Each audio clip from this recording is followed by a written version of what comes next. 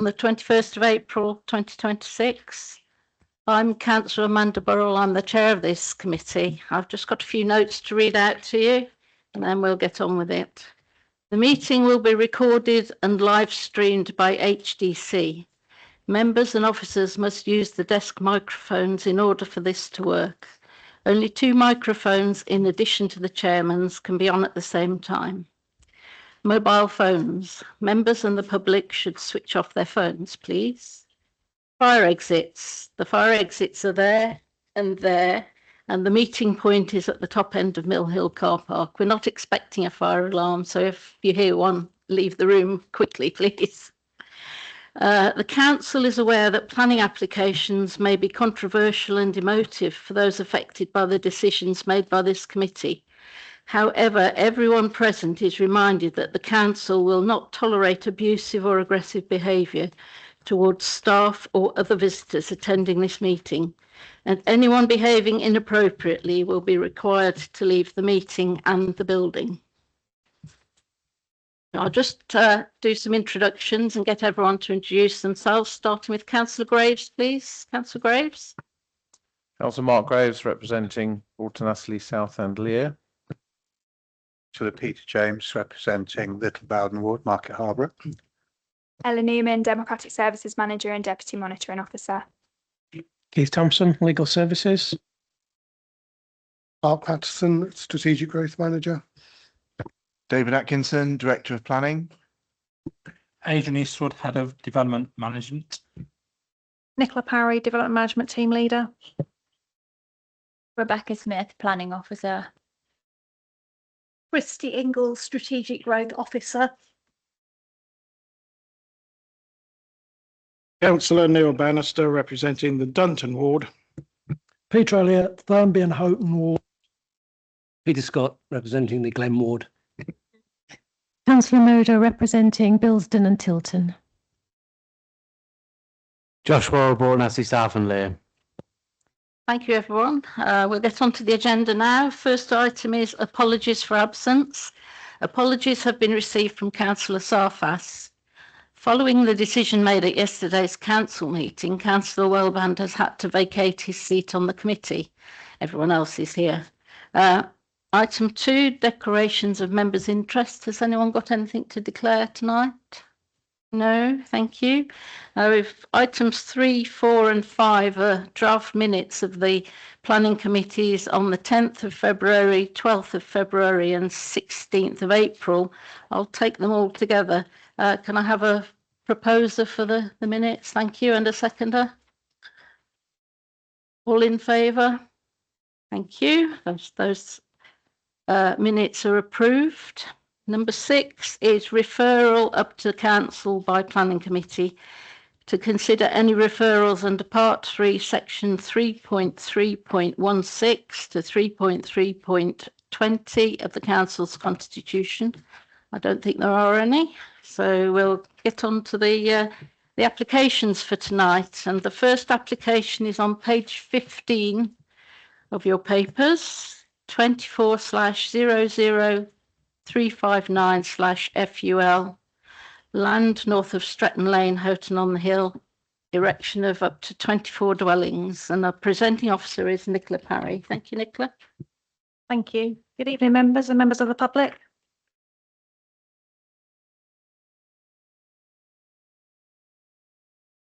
Okay. The site is immediately adjacent to the southwest built edge of Houghton on the Hill, as you can see on the aerial photograph before you and the site location plan next to it. The site is an agricultural field immediately to the north of Stretton Lane. The site has a frontage to Stretton Lane itself. The eastern boundary to the site is formed by the rear garden boundaries of residential properties along Stretton Lane and Freer Close. The north and west boundaries are to open countryside. The front part of the site, nearest Stretton Lane, is relatively flat, but the land then slopes down in a northerly direction to a low point at the northwestern corner of the field, where there is a stand of trees and a pond beyond. The site is not within the Houghton on the Hill Conservation Area, but adjoins it on its southeastern boundary, and the nearest listed buildings are circa 100 metres away. There is also a public footpath through the site. Okay, so some photographs just so you can get used to the site itself. So starting with the top left corner, you've got, this is taken from the lay-by, which is opposite the application site, and it's looking northeast towards the side of number 7, Stretton Lane, which is here. Then the bottom corner, you've then got, this is taken also from the lay-by opposite the application site, and this is looking in the opposite direction, northwest towards Thurmby and Bushby. You've then got photo 4 here, which is taken from the site access, looking southwest, looking out of the village with the lay-by opposite that I was just referring to. Then you've got, this is taken from the centre of the site, looking southeast towards the rear of 1 to 7 Stretton Lane. Then this top photo is taken from within the site, looking towards the rear of Freer Close with recent development beyond. You've then got photos 8 and 9, and these are taken from the northwestern corner of the site, which is the lowest corner of the site, looking along the route of the public right-of-way back towards the village. And then you can see some new screen planting in the right just here that I'm just circling to you. And then a more close-up one here, seeing the new screen planting on the western boundary, and that's viewed from the lowest corner of the site to the northwest. So members may be aware that an outline application for 32 dwellings, including 13 affordable units, was refused and dismissed at appeal in 2015. It was dismissed on the reasons solely relating to landscape impact. So the proposal that's before you this evening, this current application seeks full planning permission to develop the site for 24 affordable dwellings. Access to the site is proposed in the same location as the existing field access off Stretton Lane.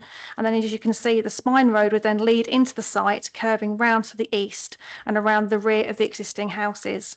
The built area of the site would be primarily to the east of the spine road, with the land to the west of the spine road remaining undeveloped and forming a natural recreational wildlife buffer to the open countryside. The open space includes a provision of local area of play, which is just here, and obviously the attenuation pond here. And the public right-of-way I was referring to follows this route through here, as you can see, and then out into the countryside and the wider public right-of-way network. So in terms of the houses themselves, the dwellings will provide a suitable mix in terms of the number of bedrooms and tenures available. The dwellings will be a maximum of 2 stories high, and although they are relatively uniform in their architectural detailing, given the sloping topography of the site, the uniform roof lines will appear more organic and varied on the ground as the roofscapes step down with the lie of the land. Furthermore, 3 different groupings of materials are proposed to provide visual variety within the site itself.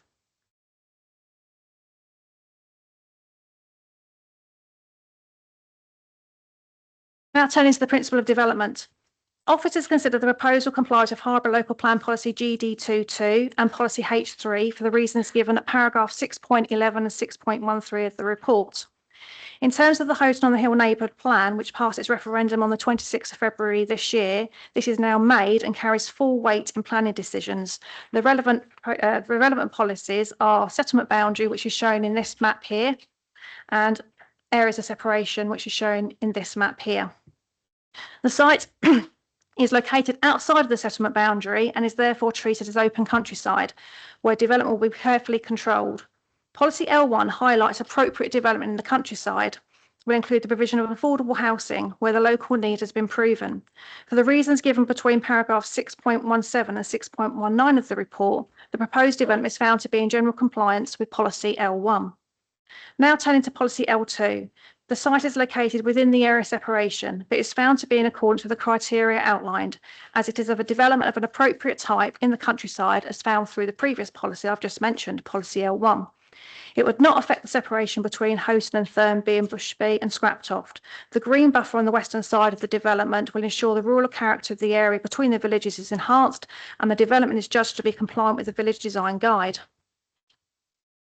If any slight conflict were to be found under the criteria listed in L2, it is considered that this would be outweighed by the substantial affordable housing delivery benefit and the compliance with L1B of the Neighbourhood Plan, as well as GD2 and H3 of the Harbour Local Plan.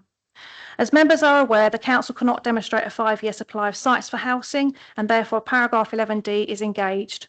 No conflict has been found with the Neighbourhood Plan, and so paragraph 14 of the framework has no implications to the tilted balance of paragraph 11D.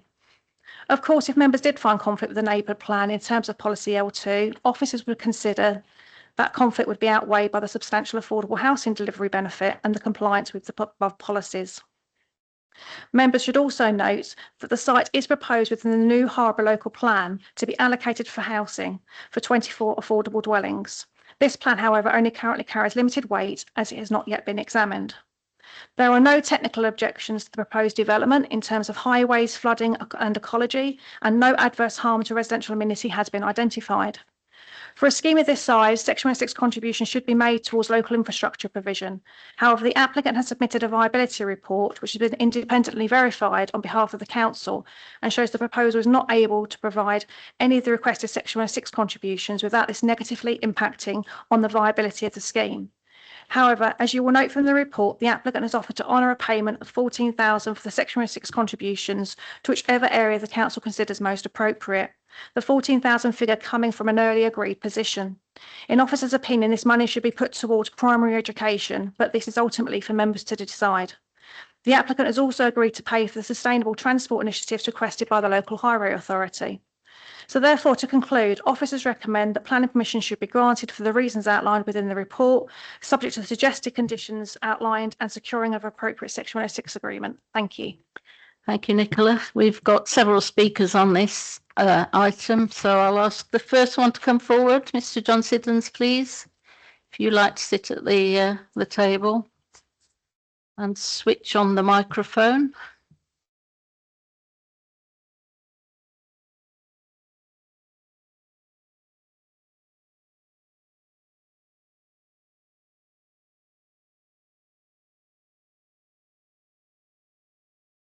Thank you. You've got 3 minutes and you'll be given a 30-second warning when you're close to the end. Start whenever you're ready, please. Thank you.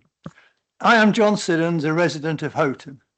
I am objecting to this proposal on the grounds that I believe it is neither reasonable nor is it proportionate to impose another 24 affordable dwellings on Houghton on top of the recently consented but yet to be built 72. There is now no urgency to approve this application, with its viability only assured if Section 106 contributions are reduced to virtually zero.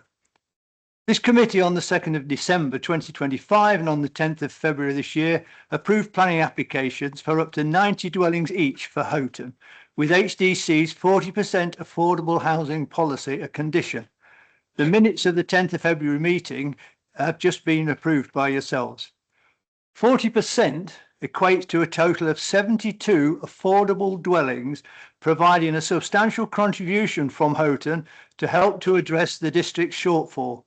Independent consultant ACOM has assessed a Houghton need for up to 45 affordable dwellings up to 2041. So 72 still leaves a surplus for occupants from elsewhere in the district. In the pack for this evening's meeting at para 6118, and I quote, officers advise that any argument about over provision of housing is speculation. Isn't recommending an additional 24 affordable on top of 72 already approved purely speculation? This proposal is third in line to provide affordable in Houghton, not first or second. Mixing affordable dwellings within a larger development provides the best opportunity for cohesion and integration of new arrivals into the community. This 100% affordable proposal beyond the settlement boundary into the area of separation conflicts with that and with NDP policies L1 and L2. L1 states groups of dwellings beyond the settlement boundary will not normally be supported without evidence of local need. This surely has to mean additional local need. Not only is the proposed development not reasonable or proportionate, it will not provide any significant SO 106 contributions. That might be deemed acceptable if it were necessary in order to address an urgent, unmet local need for affordable dwellings. But thanks to the recent decisions of this committee, that urgency has passed. Hence, the argument for a major Section 106 concession no longer applies. I suggest, therefore, that imposing additional 24 affordable dwellings on Houghton, all in one place and beyond the settlement boundary and into the area of separation and on the heavily discounted S106 terms being proposed, is neither reasonable, nor is it proportionate, nor is it necessary. Thank you. Thank you very much.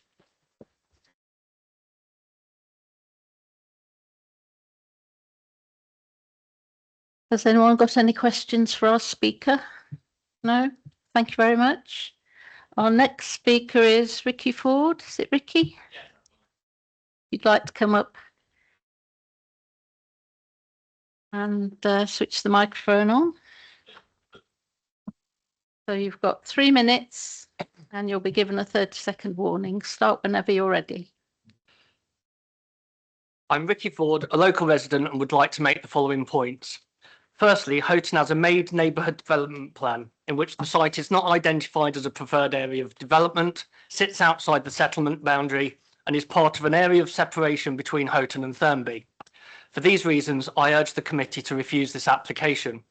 I'm concerned that 2.3 states that the emerging draft of the New Harbour local plan currently shows the site as a draft housing allocation of 24 affordable dwellings. This seems to be being used to justify development on the site, despite later conceding in 6.27 that only very limited weight should be given to the emerging local plan, as per paragraph 49 of the NPPF. I urge the committee to give primacy to the Houghton NDP when making their decision. Secondly, a similar application in 2015 was refused for negative landscaping effects. The appeal officer reported that the proposal would represent a visible and significant encroachment of development, resulting in the loss of an important and prominent area of countryside. These issues remain and have not been overcome. I strongly disagree with the assertion in 6.59 that landscape impacts would be at worst slight. The landscape impact would be significant. Housing is planned at the very highest points of the site, meaning this development will be visually prominent. Photos 8 and 9 show the steep incline to the top of the site where housing is proposed. The visual impact of development at this high point cannot be overcome. I'm further concerned that no reference or consideration was made in the report that this site lies within National Character Area 93, High Leicestershire, as identified by Natural England. Thirdly, regarding the area of separation, NDP policy L1 states that development within the area of separation and the provision of groups of dwellings beyond the settlement boundary will not normally be supported. This proposal plans to do both of these and is therefore in contravention of policy L1. NDP policy L2 states that for development to be permitted, it must be of appropriate types, must maintain the separation of the villages, and must wherever possible enhance the rural character of the areas between the villages. The development will not enhance the rural character of the area due to landscaping issues. Housing is not an appropriate type of development and does not align with the spirit of the NDP, which gives such examples as woodland, agriculture and community facilities as being appropriate. The development will take Houghton closer to Thurmby, setting a precedent that the area of separation does not matter. You have 30 seconds left. Thank you. The cumulative effect of which will be to destroy the distinct character of the two villages. As such, this proposal is also in contravention of policy L2. In view of the issues raised, I strongly urge the committee to refuse this application. Thank you very much. Has anyone got any questions for our speaker? No, thank you. Our next speaker is Tony Bentley. If you'd like to come forward, sir. You've got 3 minutes and you'll be given a 30-second warning. Start whenever you're ready. Thank you. Thank you.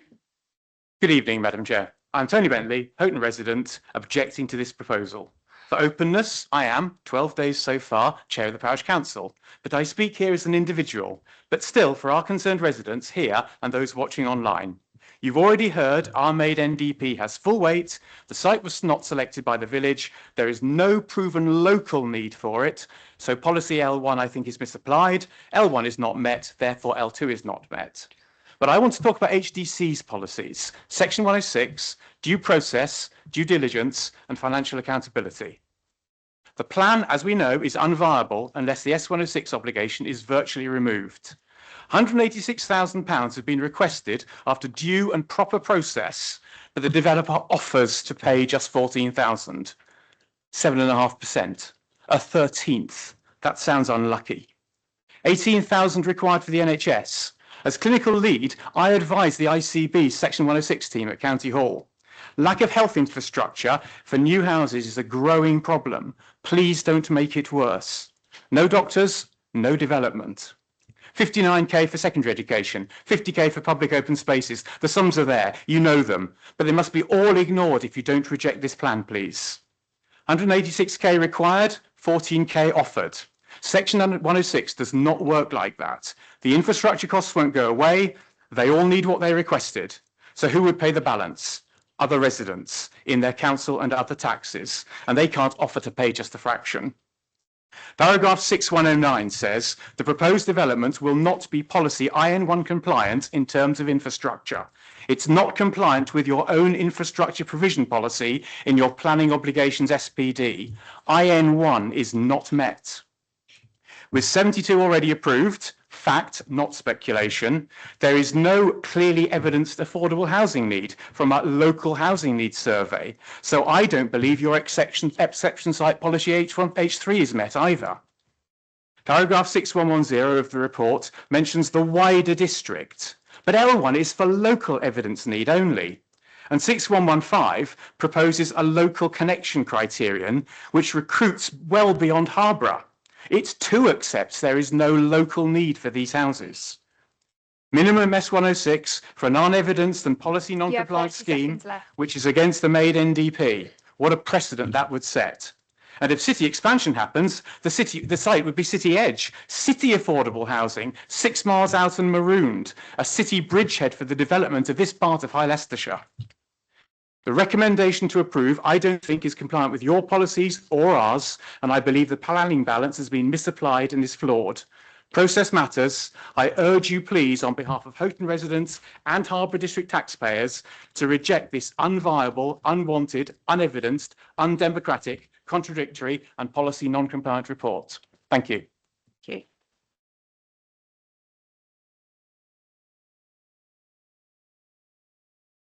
Are there any questions for our speaker? No? Thank you. Shame. Bentley. Dr. Bentley. Our next speaker is Jake Stentiford, the agent. Would you like to come forward, sir?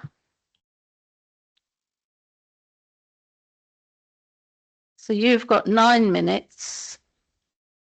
If you'd like to start whenever you're ready, and you'll be given a 30-second warning. Thank you, Chair. I won't take so long. Good evening, members. I'm Jake Stentiford. I'm the agent for the application. You have a very comprehensive report from your officers, and we wholly agree with their assessment. So I won't go over all of it, but I just want to highlight a few points that I think are particularly important. This application has been in the system for quite a long time, and the housing needs assessment that accompanied our original submission was prepared in 2023. At that time, analysis of the housing register data resulted in a need for around 13 new affordable homes per year. Based on the data available this month, that need has risen to around 20 per year. These aren't just figures, but real families with a local connection to the parish who urgently need more suitable housing. The truth is that the need has increased partly because of our delay in delivering this scheme. We've continued to make amendments as requests have come in from consultees because we believe that the scheme can be improved by this process. And as a result, we now have a very high quality development that resolved all of the queries raised by internal and statutory consultees. We've carefully chosen materials to reflect the existing character of Freer Close and Stretton Lane, and designed the built form to be highly sympathetic to the existing village edge. We've made public access, open space and landscaping central to the design of this scheme, and you can see how it's been led by that. It's an exceptionally positive development with large areas of the site given over to these features, new public woodland walks along mown pathways between large areas of wildflower meadow, native tree planting across the site, wildlife ponds and other habitat creation to exceed 40% biodiversity net gain, and a new play area open to the wider community and close to the school, which will provide much needed provision at this end of the village.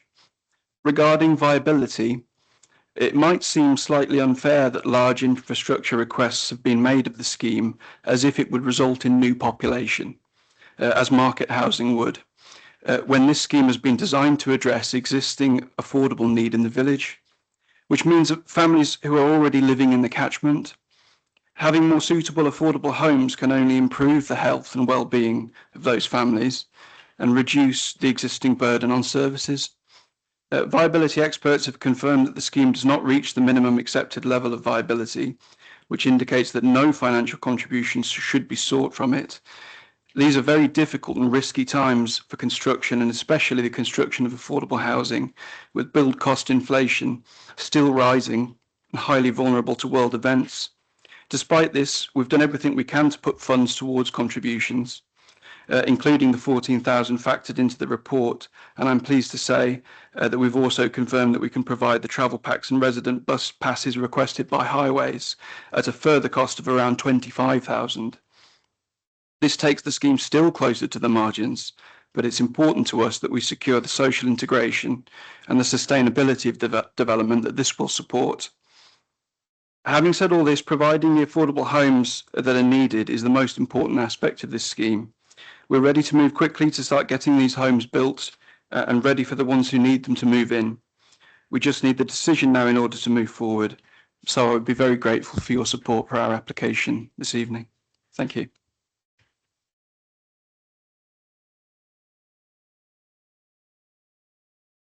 Thank you very much. Are there any questions? Councillor Scott? Jake, may I ask, when assessing the housing needs, did the assessment process, have you got any stats regarding that, or is it, can you remember how many people were actually the housing needs actually went out to, and how many came back, and how many homes you identified in the area that were necessary? Yes, the key figure is the 20 per annum. That's based on modelling and housing needs assessment that takes into account the flow of supply and demand, and it derives from the housing register data, which is always the best source of data. That need is established by the housing register data, but it then needs to be understood as a flow through time. And that's why over the time of 3 years that we've had this application running, the need has increased, even though there has been supply, or there is supply coming into the pipeline from Section 106 affordable. It's not keeping up with the growth in that need over time. Did you specifically do an assessment by actually popping something through letterboxes and asking people their opinion? Yes, that's factored into the housing needs assessment, but the housing needs assessment pulls together multiple sources of data to try and get as better picture as we can. You can never know exactly the picture, and it's changing all the time. So the housing needs assessment is seeking to give you the best idea of the best evidence at the time. Thank you. Yeah, anyone else? No? Okay, thank you very much. Our next speaker is Ian Hill from the Parish Council.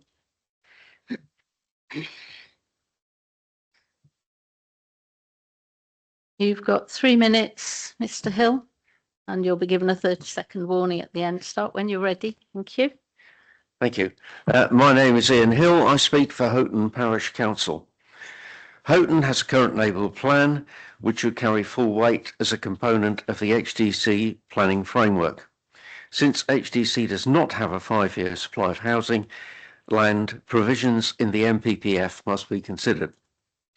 Houghton is not opposed to increased housing provision, but cares about the location and the types of housing and the supportive services for the community. The made NDP includes 2 allocated sites for housing totalling up to 180 dwellings for the duration of the NDP up to 2041. Recently, both these sites have been given outline planning permission by this committee, conditional on 40% affordable housing provision and S106 contributions, as is HDC policy. These will provide up to 72 affordable dwellings in Houghton within the next few years. The Stretton Lane site is not included in the Houghton NDP for many reasons detailed in the objections already made by the PC and supported by our community and an independent site assessment report. Additionally, development of this site threatens the sustainability of the Houghton community by breaching the defined settlement boundary, NDP policy L1, and the area of separation, policy L2, and the supportive services provided by S106 contributions. MPPF paragraph 11D, advice on decision taking, urges granting permission unless adverse impacts outweigh the benefits, having particular regard to key policies directing development to sustainable locations. Sustainability of all the housing in Houghton, is impaired. Such essential needs as medical and health services, employment and retail are not available in the community, while public transport is very limited. In this case, the proposed benefit of the provision of 24 additional affordable homes added to the 72 already approved, that's the benefit. The adverse impacts carrying considerable weight are the breaching of the development plan settlement boundary, the area of separation, and accepting the principle of developers not paying S106 contributions. The committee should be aware that there are other housing development applications active within our parish at the moment. The parish council urges this committee to reject this application. Thank you, Mr. Hill. Are there any questions? No? Thank you. Our next speaker is Councillor Simon Galton, the ward member, who has 5 minutes. You know the drill, Simon. Carry on. Yes, thank you, Chairman. Thank you, members of the committee, for the opportunity to speak on this application. Obviously, you've heard significant and very well made arguments from the community and the parish council as to why they think this application should not be approved. You've also heard that the neighbourhood plan, it must be the made neighbourhood plan, the latest neighbourhood plan in the district. It was literally made a couple of weeks ago. And in usual circumstances, it's my understanding that that should take precedent. It should take precedent over the fact that our plan is out of date, and there is provisions in there that you have some protection in the case where the district council does not have a 5-year supply of housing sites, which obviously we don't. But as I say, they should be afforded some protection, not least because they have fully met the requirement identified for development. 2 sites have been approved by this committee, and on those sites they will meet full affordable housing need. I think it's 45 units on each site, 45 units in there, virtually double what is being proposed here. Next point I'd like to make is that it's not been picked out yet, but the conservation officer does conclude that there is some adverse impact, and I think this was a critical issue last time when it was refused mainly on landscape grounds, but there were significant issues raised about the impact on the conservation area, so I would like to draw that out to members. Now, there were 6 sites looked at in the draft NDP. This was the 5th of the 6 sites. And the parish council listened to the community and did not pursue this site. And the examiner raised no issues about not doing that. He did, you'll recall, swap the sites on the other side of the A47.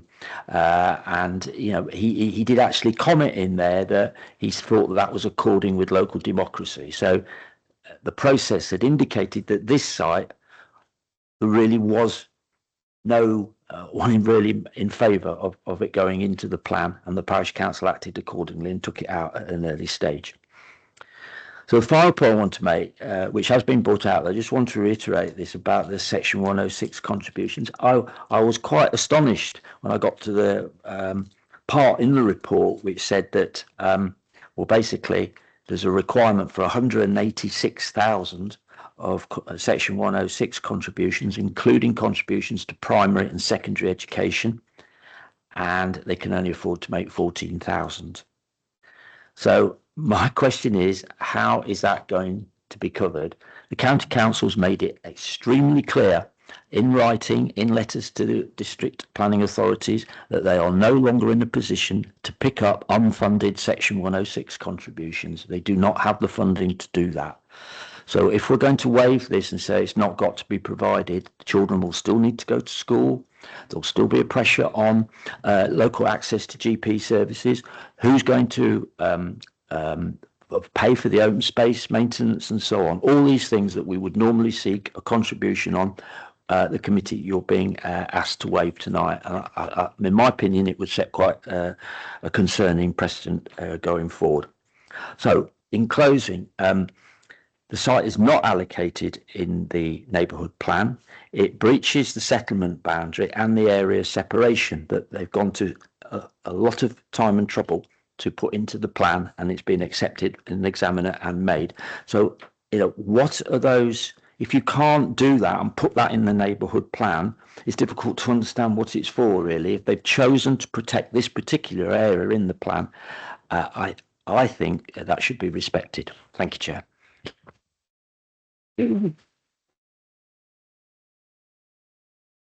Thank you, Councillor Galton. Are there any questions for Councillor Galton? Councillor Graves? Thank you, Simon. Could I please ask you for a little bit more of your view regarding the conflict between the emerging harbour local plan, it's abbreviated HLP in here, and the neighbourhood development plan, principally in connection with paragraph 11D, the National Planning Policy Framework, the issue of the lack of a 5-year supply, and the text in this report, which is actually on page 38, which I just want to get your I'll wait till you get to that page. Is it page 38 in your paperwork, which talks about the issues of whether there is conflict or not between the 5-year supply tilted balance and the potential conflict with the neighbourhood development plan. You've mentioned it in your speech just then. Could you just outline whether you think the neighbourhood development plan does conflict with the tilted balance of the NPPF or does not? Because some of the facts in this report implies there is a conflict, but then in paragraph 6.24 it says there is no conflict. I just wanted to give you the opportunity to say something on that. Thank you. So it's my understanding that normally where a neighbourhood plan's more than 5 years old, then it doesn't get that protection if you haven't got a 5-year supply. But where the plan is up to date and made and less than 5 years old, it gives additional protection, provided it has allocated development in the parish area, in the area of the neighbourhood plan, which of course it's done. And those other 2 sites now have outline planning permission, are approved, and no doubt will be seeing reserve matters. The issue of the local plan, the new local plan, my understanding is that we simply mirrored what parishes were doing. So the parish put this in as one possible option for 6 different options. They got a resounding negative response to that, so they didn't pursue it. And of course, we heard last week on the scrapped off application that we could give no weight to the new plan yet because it hasn't gone through an examination. So I don't think it can be given any weight in this case, the fact that it is a draft allocation, proposed allocation in the new plan. In relation to the 5-year supply, yes, we haven't got one, but as I've already said, my understanding, I'm sure the office will be able to clarify this, is that Houghton's done everything. It's in a unique position. It's one of the few parishes that has got an up-to-date neighbourhood plan, and I think we should give that significant weight in decision making.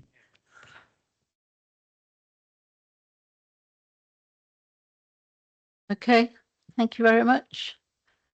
That concludes our speakers. So it's open to the committee now. Who wants to start? Councillor Graves? Yeah, if I could please, because I have quite quickly honed in on this one particular issue, and I'd like to now give the opportunity to officers to explain this, because I'm uncomfortable about the logic displayed in this text, because the information starting from paragraph 6.22 on page 38 appears to build a fairly strong picture of a conflict between the tilted balance, the National Planning Policy Framework, which says if you don't have a 5-year supply, planning permission is granted unless, and then the reasons that it gives underneath, to my mind, reading this report, appear to have been met but then the author of this report disagrees with that, and then in the middle of paragraph 6.24 says, however, in this instance, no conflict is found. And I can't link the information and the text above with that author's sudden sort of U-turn. And I want to give the officers an opportunity. I mean, this is going to come up again and again. It has come up before, and it will come up again at this committee where this neighbourhood plan work has been gone through. All the hard work of the community, the community has put sites in. The neighbourhood plan is made. It's less than 5 years old. Have I missed something? Otherwise, I'm just seeing a conclusion sentence that I'm struggling to match with. Get the officers Thank you. Respond to that. Nicola, are you going to respond? Yeah, I'm sure. You can all join in. So the starting point for any planning application is the development plan. The development plan in this case is the Harbour Local Plan, and officers have identified the two determinative policies to be GD22 and H3. And in officers' opinion, the application complies with both those policies. The other part of the development plan is the Houghton on the Hill neighbourhood plan, and the two relevant determinative policies in that are policy L1 and our policy L2. And for the reasons the officers have outlined, there is no conflict that can be identified with either of those policies in terms of L1 or L2. L1 is clear. It allows appropriate development in the countryside. Under B, it says the provision of affordable housing where the local need has been proven. In officers' of opinion, the application is for 100% affordable housing, and the evidence that we've got before us is that the local need has been proven. So in officers' of opinion, the way that policy is worded, it complies. There is no conflict. And then you move to policy L2, which is the areas of separation. And again, it talks about appropriate types, but it's not an exhaustive list. And the fact, by they're saying previously in the previous policy, that appropriate development in the countryside can include affordable housing, we as officers consider that it also complies with policy L2. So that's in terms of the development plan. You then have to consider material planning considerations. And one of those material planning considerations is the National Planning Policy Framework and the tilted balance. We haven't got a 5-year land supply, and the tilted balance is therefore engaged. We've gone through the reasons within the report that explain that paragraph 11D is engaged, the tilted balance is engaged, but paragraph 14, yes, whilst the neighbourhood plan is up to date and it contains housing allocations, it's not triggered because officers can't identify conflict. Now, clearly, if members disagree with officers' interpretation and you believe that there is conflict with policy L1 and L2, then paragraph 14 would become engaged. But even then, you have to then identify would the proposal or would the adverse harm of the proposal demonstrably outweigh the harm. So that's ultimately up to members to decide. Officers have made one, we've assessed it. Obviously, ultimately, the members are the decision maker. Thank you, Nicola. Have you got anything to say about that, David? No, thank you, Chairman. I think Nicola Parry's covered all the points adequately. I think it's a comprehensive assessment from the officers, and I'll leave it with what Nicola's said. The allocation in the local plan, it's limited weight that can be applied to that, not no weight. So I just wanted to bring that to the committee's attention, as the plan has yet to be examined. Okay. Thank you, Chairman. Councillor Moder? Chair, would it be possible to come back to you? Oh, yes. And just carry on. Is that okay if I could do? If I may, Chair, thank you. I personally am seeing a reasonably significant conflict between the two plans. And also there have been some very strong representations made on the need for affordable housing. Could you point me to where that need tonight is clearly demonstrated in this report? Because you've strongly referenced it. Oh, sorry. In terms of the report, what I would say is that obviously in terms of our affordable housing need, the district affordable housing need, there is a requirement of 421 homes. Sorry, per just to year. correct you, I think the phrase was it had to demonstrate local need. The local need is in terms of the housing need assessment, that the information that's been provided by the applicant, and that supporting information has been provided by them. And we've taken that into consideration, and that housing need assessment proved to officers that there was a local need. So that's from the applicant, not the council. Just to summarise. The information is from the applicant, but the information obtained from the applicant has also taken into account the information that's been supplied by the council as well. As the speaker said, it's come from the housing register. And I'll just probably refer you to the housing strategy manager's comments on page 26.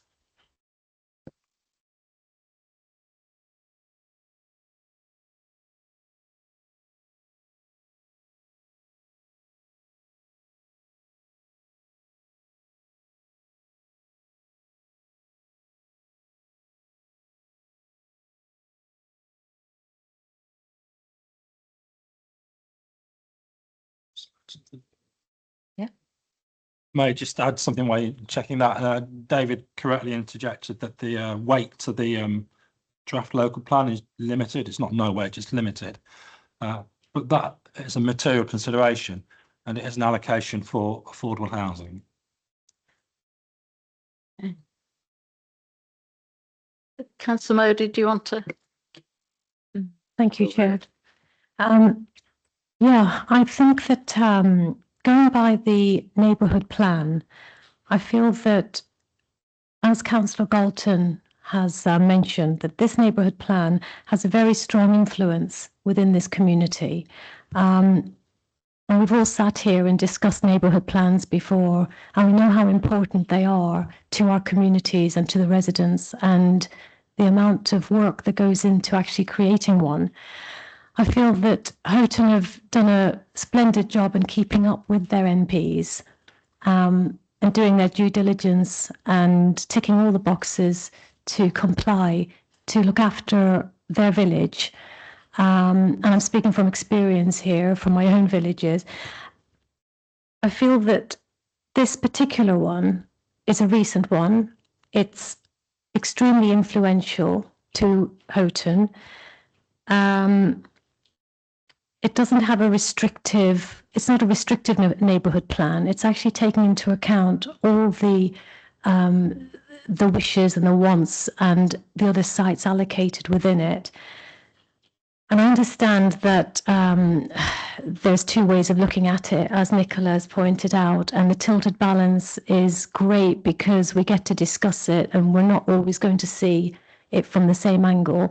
But I do feel personally that there's a reason why this is in place, and we should really, bold and underline its importance within a community, and it should really sort of stand for something.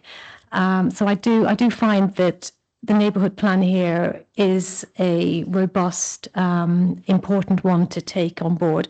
One question I do have for the officer is a little bit about, if you could just talk me through the area of separation and how important it is in this actual instance.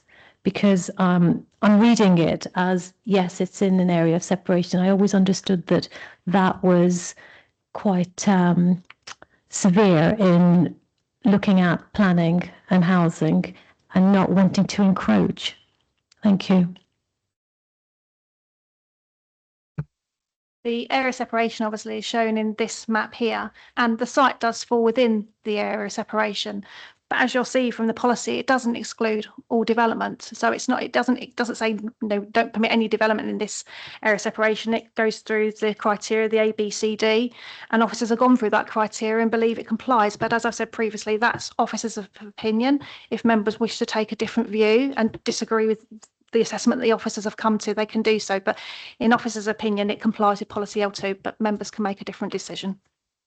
Thank you. That's what I thought, how it read, but thank you for clarifying. Thanks, Chair. Thank you. Councillor Bannister? Or does Councillor Elliott want to go first? Councillor Elliott then. I'll go first. Yes, there's a robust neighbourhood plan here, and I don't think we can ignore it. That would be silly. if you're going to ignore this neighbourhood plan, there's no point in making a neighbourhood plan in the first place for anybody. Also, I mean, like last week, there was a scrapped off application. I said there's no GP surgeries. There is, but they're full. You're not going to be able to get in all the time and that. And it's just ridiculous to keep saying that, well, there's room in this GP surgery or there's a bit of room here. There's not. What else did I have to say? The 106, again, you're setting a precedent here. If anybody can come along, if you don't make this a proper 106, anybody can come along and just say, oh, well, I can't afford that. So if you can't afford it, don't put an application in. Thank you, Councillor Elliott.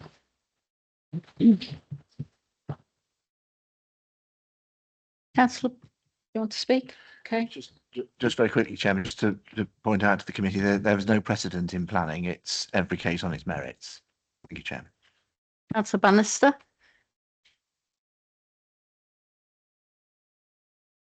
Thank you, Chair. I am troubled by the lack of robustness in the 106 contributions. And I do note the previous applications in Houghton that have very recently been given permission. And I also note just how very recent this neighbourhood plan is, and we should respect that, in my view. I do have one question, seeking clarity from the officers regarding the neighbourhood plan policy L1. One of the exceptions is for the provision of affordable housing where the local need has been proven. Can you clarify for me what is meant by local? Is it local to the parish of Houghton on the Hill, or is it local to the district? How is local actually defined? That may assist. I think I'll start on that, Councillor Bannister. I don't think there's a specific definition of that. You know, as Nicola said, for the district, there is clearly a lack of affordable housing going forward. As the officers pointed out in the report, ultimately to resist the proposal because it's affordable housing would really not be tenable on its own grounds. The need is so great. But you know, obviously you've heard local residents take a different view to the officer interpretation of that policy. Thank you, Adrian. Anyone else? Councillor James. Chair, I just want to clear my own mind on this, trying to pick up this information. This development, tell me if I'm right or wrong, is not in the existing local plan. The existing local plan doesn't have the 5-year supply, so it's a speculative development. I'm picking up also that this application is not in the new local plan, which we're going forward with. Is that correct? No, if I may, as I said, and actually draw members' attention to the supplementary papers at the very beginning.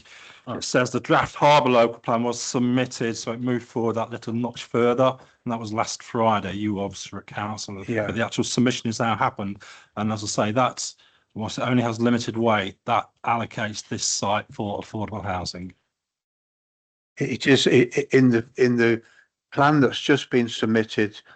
This application qualifies then within the new plan. Is that what we're saying? Yes, the draft local plan, which has just been submitted, which has limited weight but as a material consideration, allocates this site for affordable housing. Okay, thank you, Chair. Thank you, Adrian. Thank you. Anyone else? No. Councillor Graves. I'm carefully reading page 38, and I did listen very carefully to Nicola Parry's statement about other policies being mentioned. But paragraph 6.22, 6.23 and 6.24, they're not mentioning the policies that Nicola mentioned. And I'm reading from top to bottom of those 3 paragraphs, and I'm personally seeing not just a small conflict, but a significant one, because we have limited weight to our district council's inclusion of a site in the just submitted Harborough local plan, but we have a made neighbourhood plan with land allocated for development. So just in simple black and white in those 3 paragraphs in writing, I'm seeing the conflict. And depending on any other committee members' views, I'm willing to propose refusal for this. I don't know what other members think, but I just have a profound level of discomfort on this issue of trying to push it through where everything's been done by the local community and they seem to tick the boxes. I mean, I'm happy to give the officers one more explanation as to why paragraphs 6.22, 6.23 and 6.24 don't apply in the way that I'm reading them. But as I say, some of the policy considerations that Nicola mentioned, I can't see that they're covered here. So I'm seeing the significant conflict, and that's the way I'm headed. Thank you, Chair. I think the only thing I can say is that I started off by saying what the development plan policies were and where there was a conflict or not a conflict. And in officer's opinion, there is no conflict in terms of the Harborough local plan policies. And in officer's opinion, there is no conflict in terms of the neighbourhood plan policies. The paragraphs you're referring to are material considerations. They are not part of the development plan. Material considerations include the National Planning Policy Framework, where paragraph 11D and the tilted balance comes into play because the authority hasn't got a 5-year land supply. That's why within those 3 paragraphs you just mentioned, the policies aren't mentioned because they're not a material consideration. They're not part of the development plan. There's 2 different things at play here. The starting point is the development plan, and then are there any other material considerations? Thank you. Well, on that basis, I'm going to formally recommend refusal because I think the material considerations in these 3 paragraphs, as just explained, settle it for me. Thank you, Chair. I'll propose that. David Atkinson would just like to say something. Just to bring to the attention of the committee, Chairman, from the existing Harborough local plan, the one that's 2011 to 2031, policy combination of policies H2 and IN1, so that's affordable housing and infrastructure provision, refer to where you have an 100% affordable housing site that's going to provide 100% affordable housing. There is a tolerant policy position in terms of of Section 106 contributions, clearly because it's an 100% affordable housing scheme, and we've heard that the housing needs report and evidence indicates that there is the need for affordable housing in the district and in this locality. So there is a more permissive policy framework in the existing local plan from the point of view of requiring full developer contributions financially on the back of achieving an 100% affordable housing scheme for that to meet that need. Thank you, Chairman. Okay. Just want to bring that to the committee's attention. Councillor, do you want to say something? Very brief, if I may. Yes, my reasons for outlining those material considerations, etc. I fully understand what David's just said, but my reasoning didn't include the Section 106 issues. Thank you. Councillor James. On the basis of the very strong presentation by the parish council and colleagues, and the fact that it's very limited in Section 106 agreements, I would be prepared to second refusal, Chair. Okay, thank you. Has anyone got anything else to say? No. I mean, it's a really difficult one. It's lots of weight and lots of different policies that are appearing, but I think the fact that the neighbourhood development plan is so new, I think that should weigh quite heavily, and perhaps we might give it more weight than the officers do. Anyway, I'll see what Adrian has to say about reasons to refuse. So that's our decision. What I've picked up from the discussion there, Chairman, if I may, is from Councillor James and Councillor Graves, they consider it contrary to the neighbourhood plan, so therefore proposed contrary to Houghton on the Hill neighbourhood plan policies L1 and L2, which are area of separation and limits to development. Clearly the officers wouldn't support that probably be quite difficult if it's appealed, but that's what I picked up. I mean, can we add the conflicts that are mentioned by paragraph 11D, the text there? I mean, you know, there's some useful text in 6.22, 23 and 24. I don't know if that can be added. It might be useful. I wouldn't recommend, it's a matter for the motion, but that text isn't really about the local plan policies or development plan policies, so it's not the basis really for a refusal, but it's wording if the committee come up with it. All I've picked up is in terms of the decisions against development plan policies. I've just picked up some members as it stands consider it contrary to L1 and L2. And David? It's just to bring to the committee's attention that the provision is that planning permission should be granted if the proposal meets the provisions of the development plan, unless material considerations indicate otherwise. So as the officer's opinion that the scheme is policy compliant in terms of the neighbourhood plan and the local plan as it is, the existing local plan, the other material considerations would not engage to that extent because it's already, the officers consider it's compliant with the policy framework. So that's why I would advise members not to refuse, but to permit because it's compliant with the policy framework as officers have identified, and not before you get to the other material considerations, which are therefore not engaged to that extent. Thank you, Chairman. Chair, may I know I keep going back on the mic. If I could, the bit that I need to pick up on what David Atkinson just said, I think you said the phrase that it's policy compliant with the neighbourhood plan. I don't agree. I can't see that. So I need to put that alternative viewpoint because I'm not happy about that. Thank you. Officers advise and members decide, Chairman. It's a matter for the committee. Thank you. So I'll just clarify them from that's what I picked up. Councillor Graves considers it's contrary to the neighbourhood plan. So what I read out was the proposal is contrary to the Host on the Hill neighbourhood plan policies, L1 settlement boundary and L2 area of separation. Do we still consider there's a landscape harm, or do we consider that that has been solved by pushing the development right up to the village envelope? Because that was a reason to refuse at the previous one. I know it was a much bigger scheme and spread out over the field. Happy to include that on the basis that it was mentioned before, Chair. Yes. Adrian? So it's for Councillor Graves and the committee ultimately, but if let's say the proposer is contrary to the Houghton on Hill neighbourhood plan policies L1 and L2 and has landscape harm. How about conservation area harm? Is that too small? Well, I mean, conservation officer mentions the impact, but obviously I am accountable for advising, and yes, obviously some of us some of us were at the recent Houghton inquiry, and the landscape case from that, I really don't think it will stand up on here, but it's a matter of members. So I've read out what Councillor Graves has said. Yeah. So purely on neighbourhood development plan terms, this refusal. Councillor Graves? Well, I mean, just reading page 26, the HTC housing HTC conservation. So it follows that development of the site will have an adverse impact on character and appearance of the conservation area. I mean, that's HTC's own officer. So I think that is relevant.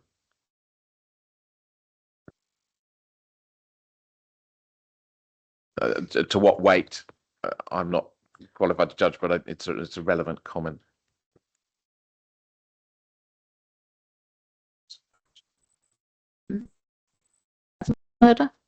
Thanks, Chair. I do agree with Councillor Graves. I feel that because this is High Leicestershire, it's a High Leicester site, it's an enhancement to the area. I feel that landscape impact is definitely going to be there, so it should be included somewhere in the refusal as it was previously, if we can. Thank you.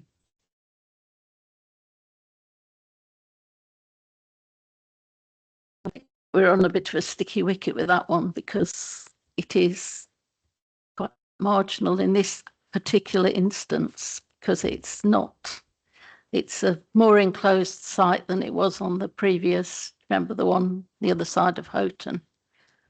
And the previous refusal was for a larger site the whole field instead of just.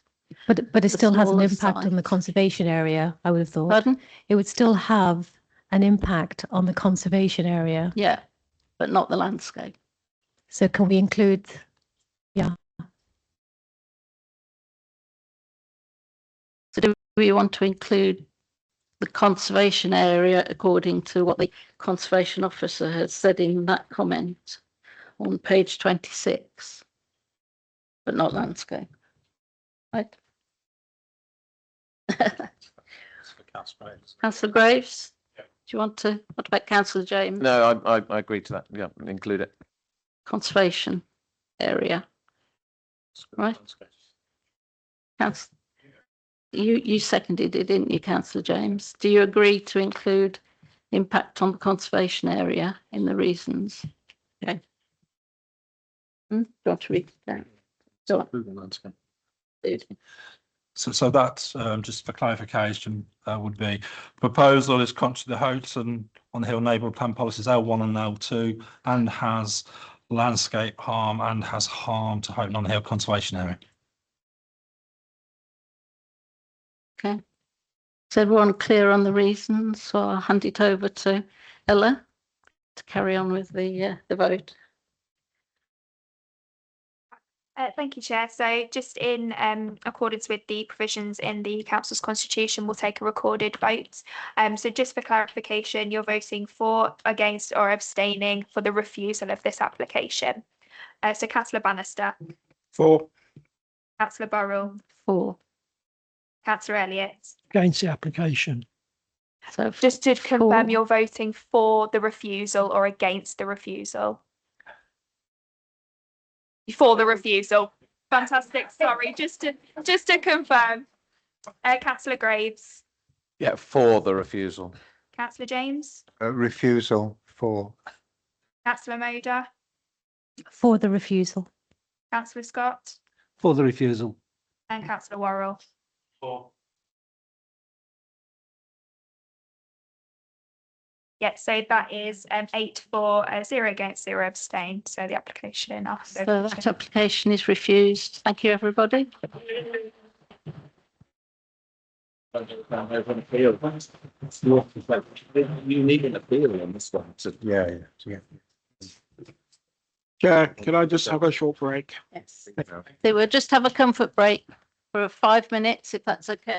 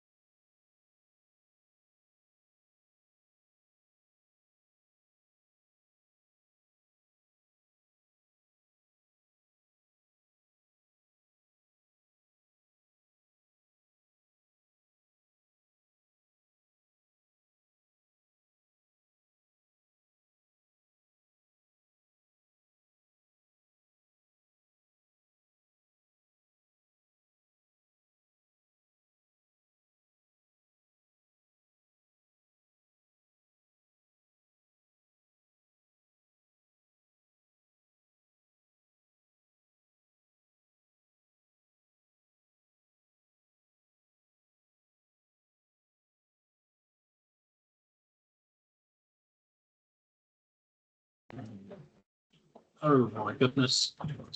Okay, welcome back, everybody. We'll carry on with the planning committee now.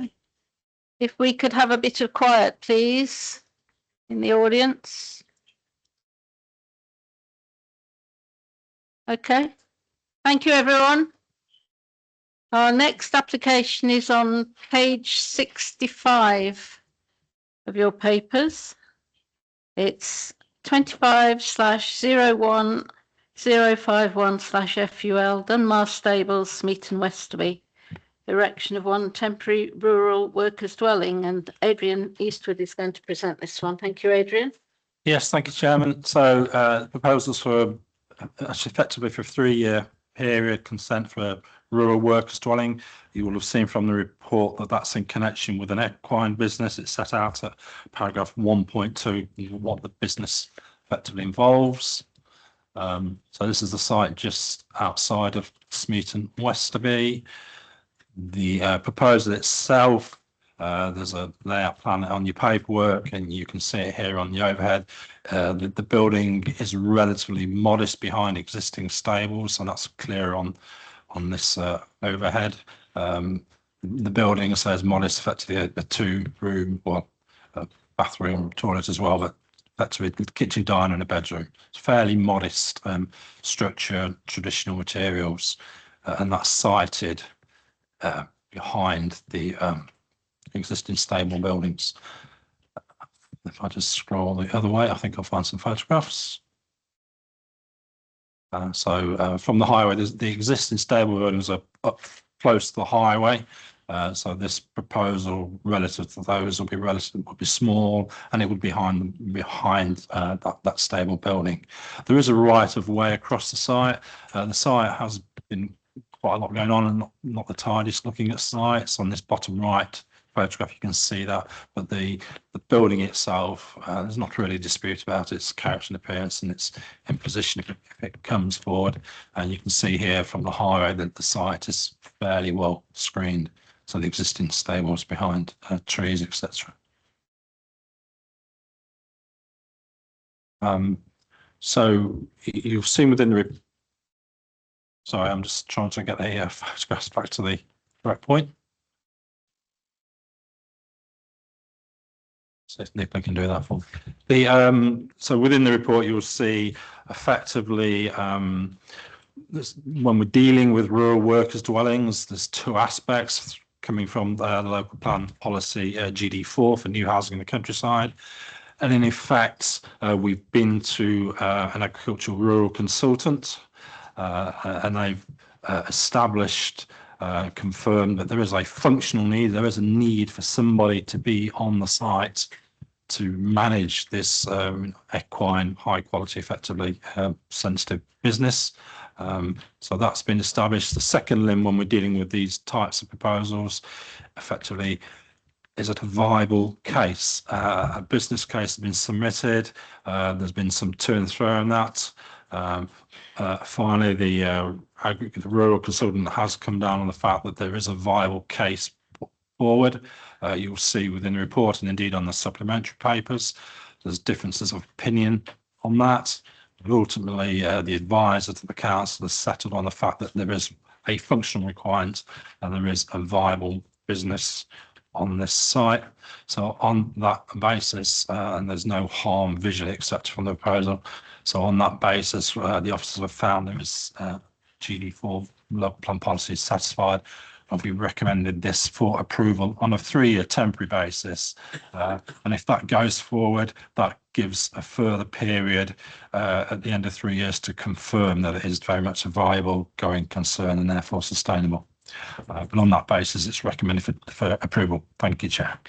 Thank you, Adrian. So we've got 2 speakers on this application. The first one is Mark Chapman. If you'd like to come forward, please. You're speaking from the Parish Council, I believe. Okay, you've got 3 minutes and you'll be given a 30-second warning if you'd like to start when you're ready. Thank you.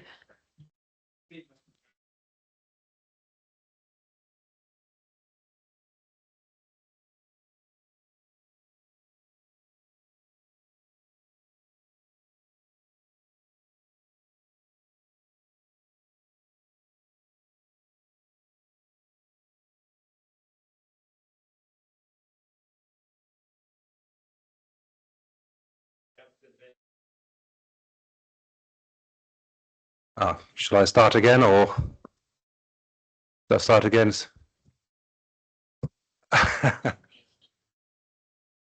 Okay. Okay. So speaking on behalf of Smeaton Westby Parish Council, we objected to this application, and we also recently requested that consideration of the application be deferred for two reasons. On the 31st of October, Reading Consultants submitted an assessment which advised that the applicant's proposal is not compliant with national or local planning policy. The applicant then substantially revised and resubmitted their business plan. On the 18th of March, Reading submitted a revised assessment based on updated information. We note that the new information to support the application is principally from Dunmar Breaking Limited. The authorised use for these premises is as a rehabilitation centre and not for either breaking or dealing in horses. We are concerned that financial information that is out of scope of the permitted use has been included to justify the financial sustainability of the application. We have requested information to review the business plan, but this access has not been provided. Furthermore, the applicant has shown a consistent disdain for the planning committee. We note there is one enforcement notice outstanding, and also several other potential breaches have been reported to the council. The applicant has made retrospective applications against some of these that are yet to be determined. We urge the council to exercise its rights to refuse to determine an application for planning permission where the land is subject to an existing enforcement notice. At the heart of this application is a cynical catch-22. If the applicant is an experienced horse person, then they would have known that on-site care may be needed for a horse rehabilitation business. Therefore, the stables were acquired with the assumption that they would build this accommodation, a house on the site via the back door. If the applicant is not an experienced horse person and did not know of the requirement, the business plan is a fiction and the business not sustainable. Furthermore, as this appears to be an ongoing functional need of the business, it is difficult to see that this is in any way temporary. Is it anticipated that the nature of the business will change and that the requirement will not persist? The application is disingenuous at best. Indeed, the nature and likely cost of the plans are a strong indication that the applicant sees nothing temporary about this rural dwelling. It is not a caravan or a mobile home that can be brought to or taken from the site. This is a permanent dwelling, and the foundations for this have already been laid. We urge the council to either reject this application or defer it to a future meeting to allow for the applicant to resolve existing breaches and for a professional assessment of the sustainability of the business plan. Thank you for your time. Thank you very much. Are there any questions for the speaker? No? Thank you. Our next speaker is Councillor Phil King, who is the ward member. You've got 5 minutes.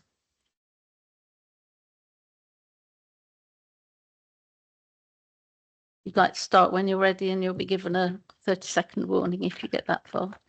Yes, thank you, Chair. So I hope you can all hear me okay. So, yeah, so thank the Parish Council, Mark from the Parish Council, for his comments. I fully support and endorse those remarks, and I do call on the committee to reject this application. I called this application in because there were concerns about viability and the accuracy of what is actually in the application that's been submitted to the council. And having read both the report and the supplementary information carefully, my concern remains. This is a proposal for essentially a dwelling in the open countryside. Policy is clear that such development must meet a very high bar, and that bar, in my view, has not been met here. As you've heard, the Smeaton Westby Parish Council has highlighted the original business case was found not compliant with policy. Whilst it has been revised, there are serious concerns about what is actually being relied on to make that plan business case viable. In particular, elements of the financial case appear to relate, as you've heard, to activities outside the authorised use of the site and indeed the proposed use of the site. So if the justification doesn't stand up, the dwelling shouldn't go up.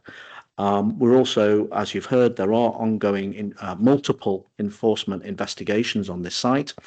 And that may not prevent determination, but it does absolutely raise questions about confidence, compliance, and whether this is the right time to be granting yet further permissions.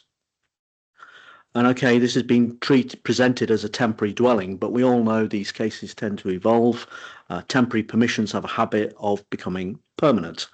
And stepping back, this is the key point. If we allow a residential development in an isolated countryside location on the basis of an uncertain or evolving business case, we undermine the very policies we're here to uphold. Bad planning today becomes permanent regret tomorrow. We should not be granting permissions first and asking questions later. And for those reasons, I do not support this application. I urge committee to reject this application and refuse on the grounds that it is development in the open countryside and contrary to policy. Thank you. Okay, thank you, Councillor King. Has anyone got any questions for Councillor King? No, thank you very much. I'll open it to the committee. It's Councillor Scott. Can I ask, Adrian, are we, in terms of planning, are any of the enforcements, are they relevant to the consideration tonight? We haven't heard what they were, or whether they're pending, or whether they've actually been agreed. Or I'd like to know more about those enforcement notices. Okay, so certainly one of the enforcement investigations is about use of part of the stable building for residential accommodation. I think, as Councillor King fairly said, you know, the enforcement investigation doesn't prevent a planning decision, but I appreciate the point made in the confidence in the system, etc. But it is a separate investigation. But clearly, the outcome of this decision may you know, determine the next way forward on that investigation. Yeah. Thank you. Anyone else? Anyone got anything to say about this? Councillor Graves. Thank you, Chair. I think a significant part of this relies on the assessment of the rural agricultural need. Is that what RAC stands for? Rural Agricultural Consultant or something else? Reading. I think it's called Reading. It's quite a reputable firm. Yeah. Reading's Agricultural Consultancy, so it's a business name. And is that principally covered off in paragraph 6.4 and onwards, where there's some quotes? The only concern I've got, and the reason I asked that question, is this is quite a short report, and I've clearly heard the board member explain what some of us know, which is, yeah, there's a presumption against rural dwellings. However, I appreciate there is also this sort of get out of jail free, which is if a demonstrable need can be made. But I mean, if all we're relying on really is paragraph 6.4, my next question is, to what extent have officers checked what's in there? Because this is a significant development with quite a lot riding on it. Excuse the pun, no intention. But to what extent have we checked the contents of a commercial consultant's report and done our own checks, attended at different times? And, you know, for example, if we attended at a particular time, it's very easy to count number of horses on site. So I would, as I guess I would say, we clearly we're not just relying on the report, the information. The Reading reports are online. I would say with business cases, I wouldn't put people's business cases automatically online, so that's a bit more sensitive. But the Reading Agricultural Consultant reports, I think Councillor King's clearly read them, looked online, they're there. So other members of the committee may have done that. This is effectively summarising that. But what you've heard, actually, it's quite protracted. This did go to the Reading Agricultural Consultants. They weren't convinced at first. So then there's been a challenge and a resubmission, and that's reasonable, I would suggest. So it's not been taken for granted. It has been challenged, but ultimately the conclusion has been what it is, based on the available information. You've heard people will have different views, and I think I wouldn't recommend a deferral, because I don't think we'll ever resolve people having different views. I think it's ultimately for the decision makers, the planning officers of satisfy themselves with information, but it is judgmental to a certain extent. The committee will have to decide themselves really if they're happy with the case that's put forward. Thank you, Adrian. Anyone else got anything to say? No, I don't have any problem with this, so I'm quite happy to recommend approval. Nobody else has got anything to say. Got a second or anyone? Councillor Bannister? I agree. We should have due regard to the agricultural consultants' work. They are long established consultants in this field. As Adrian has said, the initial views are being tested and they've come back to support the application, and looking at the position of the temporary dwelling, I can't see that it's going to be adversely harmful. And I note reading the report about the necessity of having somebody on site in order to ensure the welfare of the horses on site. And there is a concern that some horses' welfare may have been harmed by the lack of somebody on site. Bearing in mind this temporary dwelling will not be seen from the road, it's hidden behind the stables. I support the officer's recommendation. Okay, thank you. Happy to propose that we accept the officer. You were seconding me. I'm seconding you, Chair. Yep. Yes. Okay, right. Has anyone else got anything to say, or do we want to move to the vote? So we'll move to the vote, Ella. Thank you, Chair. So we'll take a recorded vote, and just for clarification, you're voting for, against, or abstaining the approval of this application. So Councillor Bannister. For. Councillor Burrell. For. Councillor Elliott. For. Councillor Graves. For. Councillor James. For. Councillor Moder. For. Councillor Scott. For. Councillor Worrell. Yeah, so that is 8 for, 0 against, 0 abstain. Thank you very much. So that application is approved. Our next application is on page 83 of your papers. It's 25/01085/OUT, land south of Farndale View, Market Harborough, an outline application for 85 dwellings. And our presenting officer is Christy Ingalls. Thank you, Christy.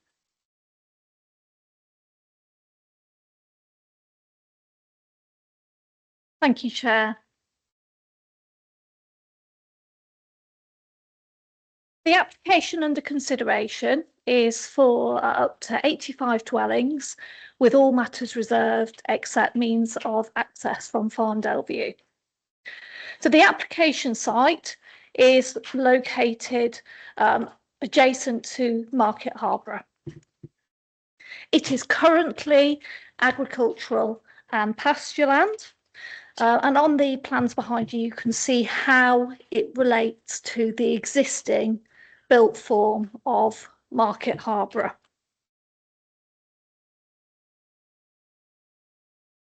This is a screenshot from Google Maps, and the application site have identified it with a star, so you can see where that is behind on that aerial photograph.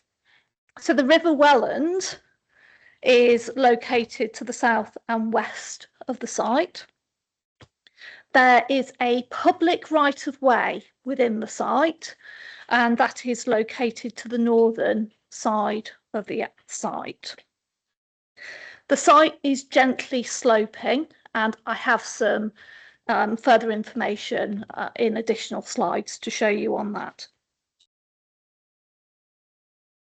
So to the north of the site is Farndale View, and there are properties that back onto the application site, and they have close boarded timber fences on that northern boundary.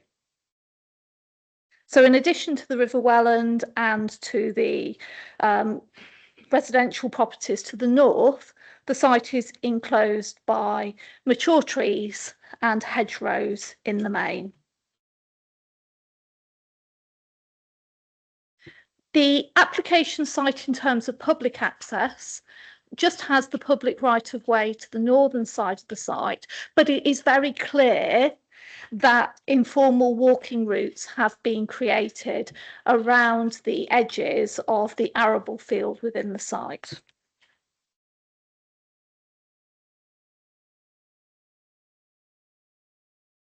So as an outline planning application,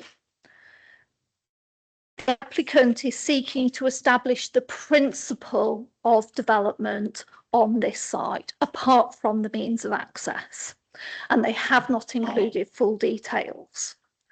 What we do have is the parameters plan, which is the top plan in front of you, and the area in grey is the built development parcel where the houses would be located. So as you can see, that takes up a small proportion of the site, with the remainder of the site proposed as associated infrastructure and open space. On the bottom of the slide there is an indicative master plan. So that isn't for approval, but that gives you an indication of how the development could be facilitated within the site. The parameters plan is for approval. So a single point of vehicular access is proposed off Farndale View. The position of the access is in a similar location to an existing field access from Farndale View. The access would be adjacent to an existing drainage basin, and two houses on Farndale View will front onto the access point. The access would cross over the public right of way, and the means of access has been designed around that.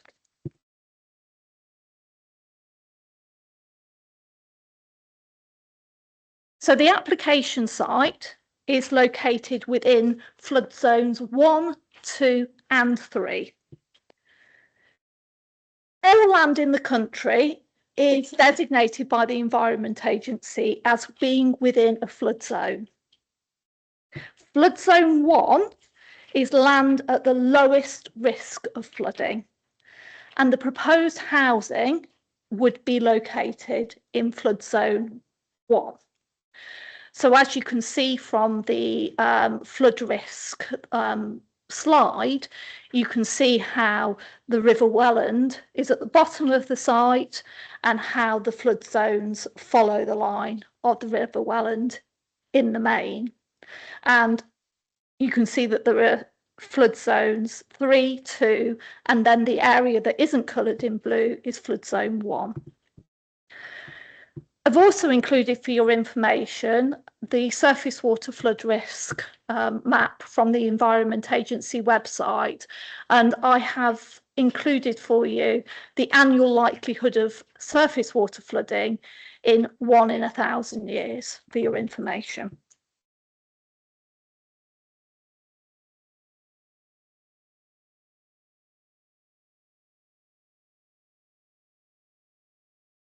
So in front of you is a plan that's been submitted by the applicant for your information, and it's got transposed on it flood zones 2 and 3 in the blue and the indicative development plan. So you can see the position of the housing in the relation to those flood zones. What the applicant has also provided is some cross sections through the site so that you can see the topography. And these are the cross sections through. The housing, remember, is indicative, but it gives you an overall idea of what the site is and how the development would be accommodated within it. As referenced in the committee report, we have received lots of photos from local residents of the flooding, which has been very helpful. All the photographs we've received have been published on the website. I'm just including a sample of those on the slides, and they're taken in different years They're all taken from the Farndale view perspective of the site. And what you can clearly see from here is how the River Welland floods and how it floods the site. But you can also see the top part of the site adjacent to Farndale view, which is in that lowest risk of flooding, and what that means and what that looks like in reality. What I've also included here is a picture in the bottom of the existing drainage basin on Farndale View, which a resident has submitted, showing it with flood water within it. I can tell you that yesterday when we visited the site, there was no water in it at all. So, thank you. Please let the officer continue. If we move on to information about the open space, which does form a considerable proportion of the site. So as I previously said, in terms of public access, the public access is to the top of the site on the public right of way. It is the informal routes of being created by the public. What is proposed by this application is to make the rest of the land accessible to the public for open space. And what's been submitted here is an indicative strategy for how that could be delivered. Conditions are recommended in that regard. So the proposals include retaining and enhancing the public right of way. That includes surfacing, widening the access of the public right of way so that it's suitable for people in all weather conditions, so that it's not muddy anymore, that it is suitable for pedestrians, cyclists, anyone that needs a flat surface. The proposals include areas for play, with play equipment, sustainable urban drainage systems within it, walking routes throughout the site, parkland, meadows and planting. So in terms of the application, the committee report sets out the consultation responses we have received and the advice of consultees. The application site is not allocated for development in the Harborough District Local Plan. However, the lack of 5-year housing land supply is a material consideration and the tilted balance is engaged. Your officers advise that the provision of housing and affordable housing provides significant positive weight. The application site is in a sustainable location in terms of access to facilities and services within Market Harborough. The report sets out the planning balance officers have taken, and the application is recommended for approval on that basis. Thank you. Thank you, Chrissy. We've got speakers on this application, so we'll ask the first one to come forward, Richard Heald. If you'd like to come forward and switch the microphone on. You've got 3 minutes and you'll be given a 30-second warning when you get near the end. Start whenever you're ready. Thank you. Chair, members of the committee, I want to focus on clear planning reasons why this application should not be approved. First, this site has serious, well-documented flood constraints. It lies within flood zones 1, 2 and 3 and is well known locally for flooding. That goes to the heart of whether it's suitable for housing and safe in its lifetime. In our view, this has not been shown. Second, the sequential test has not been satisfied or even considered at all. National policy is clear, yet there is no robust evidence that safer, reasonably available sites have been ruled out for planning reasons. Mitigation and conditions cannot be used to sidestep this requirement. Third, the surface water drainage strategy is not reliable. The attenuation basin in flood zone 2 and the applicant accepts that this will be exceeded in flood events. This is a fundamental safety issue impacting the wider community. Fourth, wastewater and foul drainage remain unresolved. Anglian Water objected on capacity grounds and asked for a condition preventing occupation until the issue is resolved. Members have been told this sits outside planning control. That is not correct in law. In Grampian versus Aberdeen, the courts confirmed that permission can lawfully prevent development for occupation until off-site infrastructure is delivered, even if it's outside the applicant's control. And in Barrett versus Welsh Water, the Court of Appeal confirmed that permission can and should be conditioned to ensure adequate infrastructure before homes are occupied. If occupation depends on uncertain off-site upgrades with no guaranteed delivery date, these homes can not be relied upon to deliver housing within 5 years. Support for the scheme on this basis is misplaced. Homes that cannot be occupied carry limited weight and wastewater capacity should be secured before permissions granted. Fifth, too much has been left to future conditions, 33 in all. Essential matters such as discharge rates, attenuation scale and rainfall retention are all to be resolved later. On a flood-constrained site, those are matters of principle. Members have been asked to approve now without knowing whether a genuinely safe and workable solution exists. Six, there are serious concerns about access and resilience with a single access point in an area of surface water flood risk. Seventh, it's not a plan-led site. It's unallocated and the emerging local plan rejected it on flood risk. Any approval would undermine the plan-led approach to growth. The officer relies on paragraph 11D of the NPPF, but limb I and footnote 7 make it clear that flood risk can justify refusal, a point omitted by the officer. National policy does not require members to approve unsafe or speculative developments simply because housing numbers are an issue. Finally, I'll leave members with two questions. What evidence is before you that this development can be safe for flooding from its lifetime? And what evidence is that wastewater capacity will be in place so that homes can be occupied in the next 5 years? Thank you very much.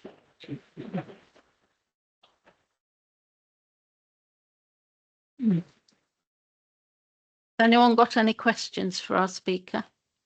No, thank you very much, sir. Our next speaker is Jeff Gregory, who also has 3 minutes. I'd like to make sure the microphone's on and you'll be given a 30-second warning. Start whenever you're ready, please. Thank you. Good evening, Chair, councillors. My name is Jeff Gregory. I've resided at Farndale View since 2002 and object to this application as follows. The letter dated the 5th of August 2025, submitted on behalf of the proposer Manor Oak Homes, sought to justify the merits of the application primarily as follows. 1. The proposal would deliver a sustainable development. Well, possibly, but only if the flooding and foul drainage can be resolved. 2. It would create an extensive area of new public open space. Any public open space with unrestricted vehicle access, such as is proposed, risks unlawful occupation, fly tipping, antisocial behaviour and crime, none of which have hitherto been a problem or concern for Farndale View residents. 3. Improvements would be made to Adams Smiles public right-of-way. This would be enthusiastically welcomed, but those same improvements could be achieved without the need to build 85 new homes. 4. The entire development would be completed at a time when this council cannot demonstrate a 5-year housing land supply. This council's planning portal reveals that since November 2025, there have been 15 substantial outline planning applications submitted for the construction of new homes.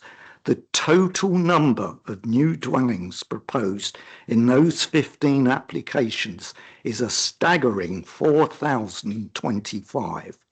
Additional new homes, 3,150 off Gartree Road, Stretton, and 550 at Kibworth are scoping applications. In my submission, those numbers seriously bring into question whether there is a need and a statutory obligation to build 85 new homes on this site. I accept that the numbers I have provided are outline applications, but if the same tests will need to be applied to those applications, then most, if not all, could be approved during the coming You have 30 months. seconds left. Indeed, the advisory planning meeting held here on the 11th of February, the Director of Planning stated it is very hard for Planning Committee to refuse such planning applications in the absence of a 5-year housing plan. Given the large number of objections submitted to this council and by speakers here this evening, I question whether the merits claimed by the proposer should be allowed to outweigh those objections. Thank you.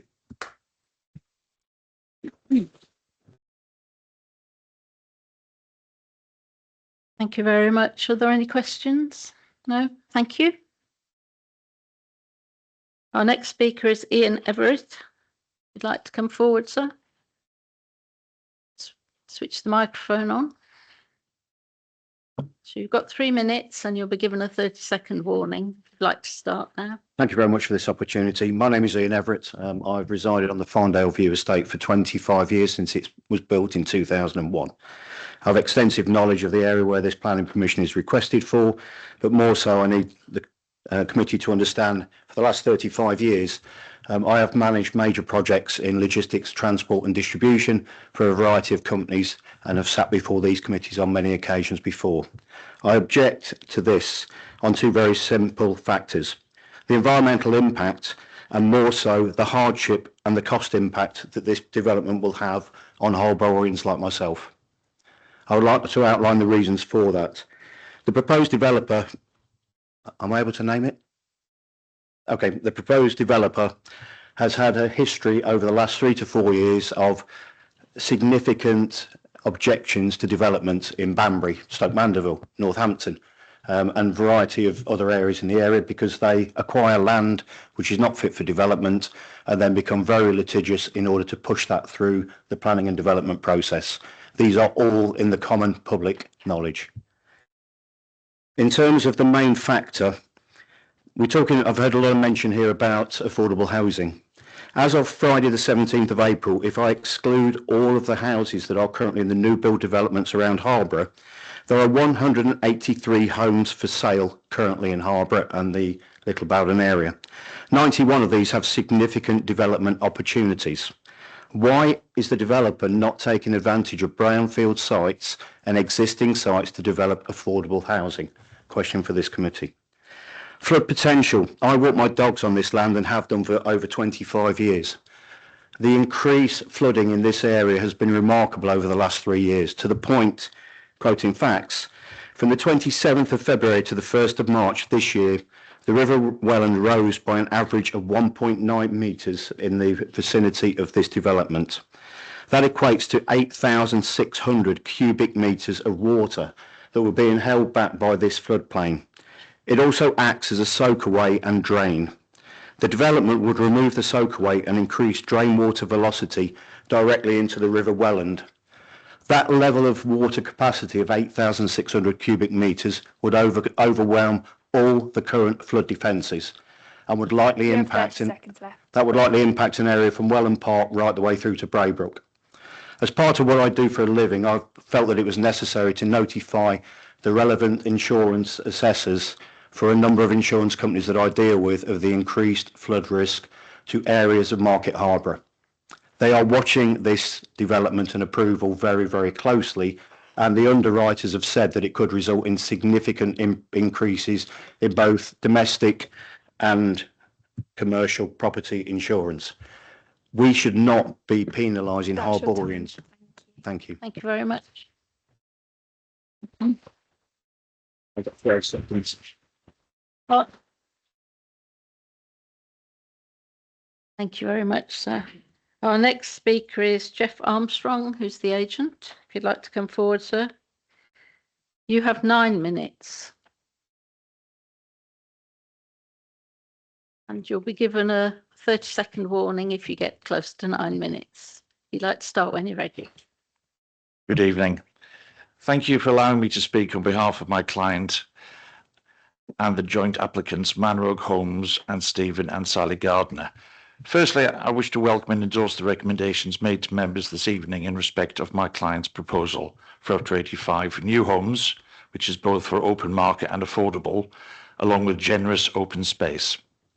Tonight's recommendation has been reached largely thanks to consistent, positive and constructive discussions with your officers through the pre-application stage, an exercise that helps shape the final composition and layout of the proposals. Whilst we are fully aware of the objections from both residents and members, obviously raised both in writing and here tonight, and we recognise that these comments are relevant in the consideration, we say that they should not be considered in isolation.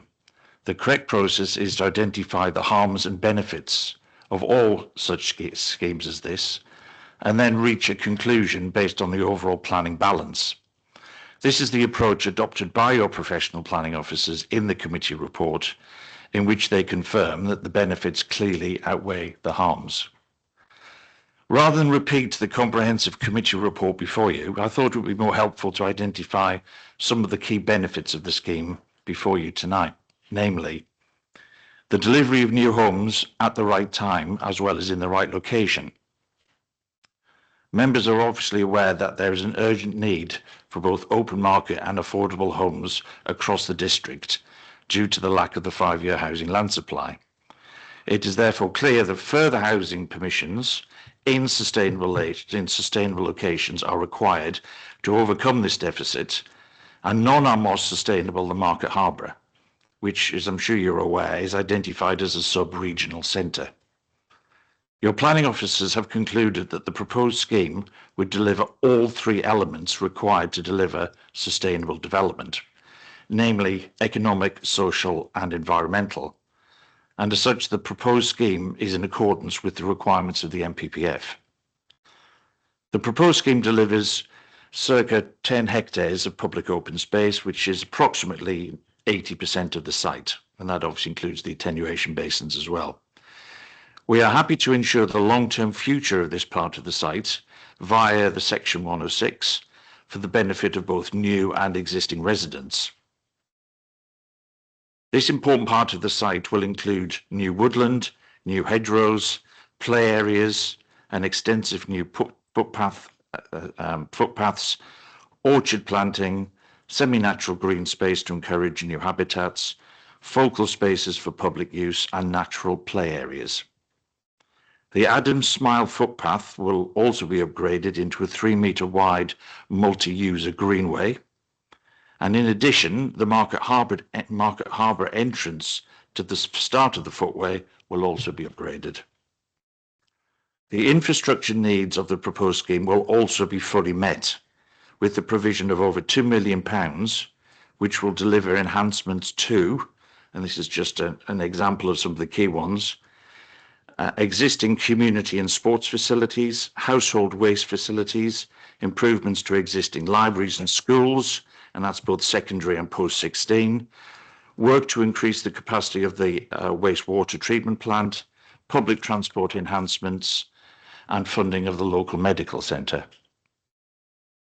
The applicant is happy to deliver all of the above via a Section 106 agreement and to agree to the timetable to ensure that they are delivered in time with the development. In addition, the B&G enhancements on the site will be well in excess of the 10% required. What you are being asked to approve tonight is an outline planning application, which is strongly supported by officers, accords with policy GD2 of your adopted local plan, and is in accordance with the MPPF, is in a sustainable location, and is making significant contributions to local infrastructure to mitigate its impact. Based on the findings of your officer's committee report, I respectfully invite members to agree with this conclusion and support your officer's recommendation. Perhaps if I can just pick up a couple of points made earlier. What is very significant in this situation, I understand the comments which have been made about the floodplain, is that we have no objections from the LLFA or the EA, and that was a result of extensive consultation with them. As you can see from the committee report, they responded on 2 or 3 occasions at least, seeking further clarification on a variety of matters, all of which we've been able to resolve with them. We've also mentioned the Anglian Water issue and their objection. The the council's officers are taking a view which is adopted in many other local authorities at the moment. They're taking the view that Anglian Water are stepping beyond their responsibilities as wastewater treatment providers into planning to try and look at ways of upgrading their system using the planning system. Your officers have taken a view, as I said, which is taken by many other local planning authorities, that that is not a true and proper way of working. We still have to talk to Anglian Water. We have to negotiate with Anglian Water. We have to agree on the capacity and the implications of that capacity. So it's not a matter which is brushed under the carpet. It's a matter which we will have to deal with in normal ways, which is sort of traditional to sites like this. Also, in terms of criticism of the number of conditions, this is an outline application. I'm sure you're aware that in situations of outline applications, a large number of conditions are imposed because we take the development details up to a certain point. We agree principles with the statutory consultees, and then they seek the imposition of conditions to make sure the reserve matters deal with all of those points when they come in. So it's not a case of not dealing with them, it's a case of dealing with them in the true order of outline and then reserve matter. And then issue of the future management of the site, the open spaces. We agree that we don't want that space not used properly, not available for local people to use. So we're more than happy to agree wording within the 106 to make sure that the site is secured and maintained properly for the foreseeable future. Thank you very much. Thank you. Are there any questions? Councillor Scott? Can I ask, Jeff, you seem to gloss over or lightly mention flooding, and it's a very, very serious concern for the residents in the area. What work have you done specifically on that as a developer for that site to alleviate and mitigate those problems and all those concerns and worries? So you mentioned which specific worries are you referring to? I can refer to page 113, and there are about 7 or 8 listed down from the top of the page that are concerns of local residents who know the area very well. Yes. How have you mitigated some of these? Well, I touched on some of the key points there, particularly the comments from on flooding and the work we've done with the LLFA and the EA. With respect, that was answers back. That wasn't what you were going to do, or you had done. No, we haven't. I mean, the committee report sets out in huge. I've just taken some of the key things from the committee report, which is 85 pages, which covers all of the issues we've had discussions with throughout the whole process. So, to my mind, all the issues which have been raised against us through correspondence or here tonight, they have been dealt with as part of the current planning application. Every single one of them. Yes. And so where there was a mention of a danger to all with the evacuation of the site, has that been looked at? If that had been a true issue, I would have expected the LFA and the EA to raise that as an issue in their consultation responses. I would have also expected the local planning authority to raise that as an issue again. So you don't believe so you don't believe that's an issue? Well, I'm taking my lead from the people who are knowledgeable and are the statutory consultees and experts on that particular field. Thank you very much. Okay, thank you. Anyone else? Councillor James? Jeff, I think there is a real concern about Anglian Water. In fact, there's a real concern about water companies across the whole of the UK, obviously making promises and not keeping them. And we are familiar, and I'm familiar, Welland goes through my ward quite frequently now, raw sewage being dumped in the River Welland.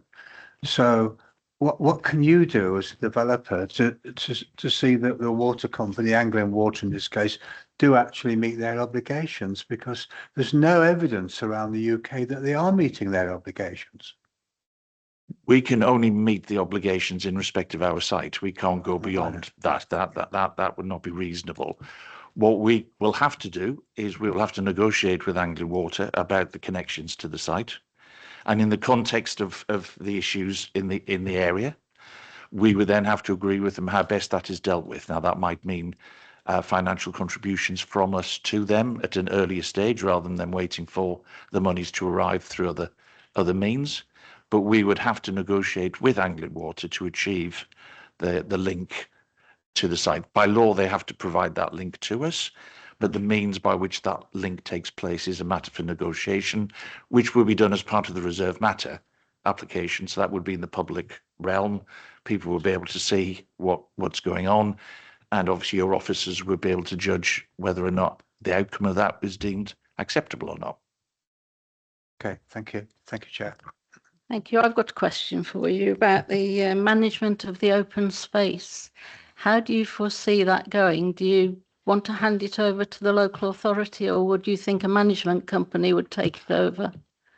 We're flexible on either situation. So if a management... So we're happy to go down a route of if the council wanted to maintain that open space themselves. So if a management company took it over, that would leave the 85 houses responsible for paying for the whole of the management, wouldn't it? That's how it usually works. Correct. And this is supposed to be an area of open space, not just for those residents, but you're saying it's for the whole community. I'm saying we're happy to include within the section 106 an either or situation. So I'm just looking at whether it's fair to expect 85 residents or 85 houses to pay for a huge amount of area that's going to be used by the whole local community and not just them. Yeah. Well, I'm just looking at how the management might happen. Obviously, the best thing would be for the local authority, if they can afford it, to take it over. But as things have been going, it's not going to happen. Well, all of the discussions we've had with your officers to date have been on the basis that the local authority take responsibility for the open space. And if you look at the contribution section at the back of the committee report, it talks about the level of contributions which would come forward. So you would. So they are the assumptions at the moment. Yeah. So there would be a very big commuted sum, wouldn't there? At the moment, the commuted sum based on minimum figures within here is over £1 million. Right. So, and your company or your client would be prepared to hand that over. We've been working towards that particular goal. The 106 agreement, as I was explaining, would have an either or scenario, which would then be discussed with you at a later stage as part of the reserve matter. Okay, thank you. Councillor Graves?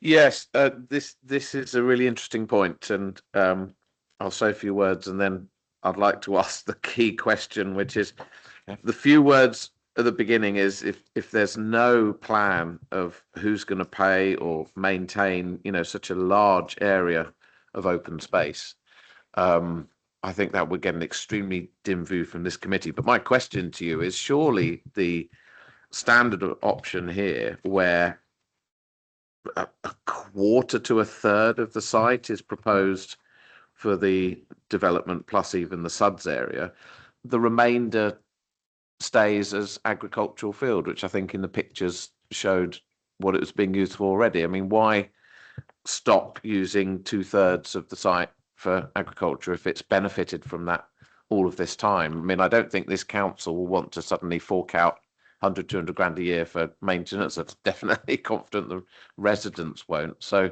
surely it would. One option you've looked at is whether the 2/3 remains agricultural. It was to answer your question, when we had our pre-application discussion with officers, we had discussions about how best to use the remaining part of land, which is clearly in the floodplain. So therefore that limits its ability to be used properly for agricultural purposes. I'm not saying they haven't, but it's in the floodplain. So therefore there are issues with it. And it became clear that if we were able to offer that land in the form of public open space for the wider benefit, with the council's position on public open spaces, wanting to encourage them to come forward as long as they are properly maintained, that as a package of 85 dwellings plus a significant area of public open space, your officers felt that was a very attractive and positive response to achieving more development in this part of Market Harborough. So it was seen as a package from a very early start in the whole process. Okay, thank you. Any more questions? No, thank you. Our next speaker is Councillor David Page.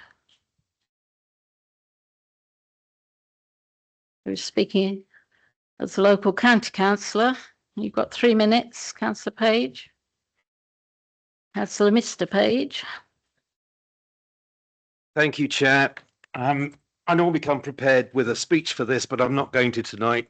I know this particular piece of land incredibly well. I endorse everything I've heard from the constituents behind me, and I want to be really sure that you hear a message loud and clear tonight that this application should be rejected. This is a speculative application, and in David's words, you know, every application should be considered under its own merits. And I have to say, there are no merits. This land was never part of a local plan. It was always considered a floodplain. Nothing's changed. And in fact, it's got worse. Just a month and a half ago, 2 months ago, Lebanon was absolutely flooded.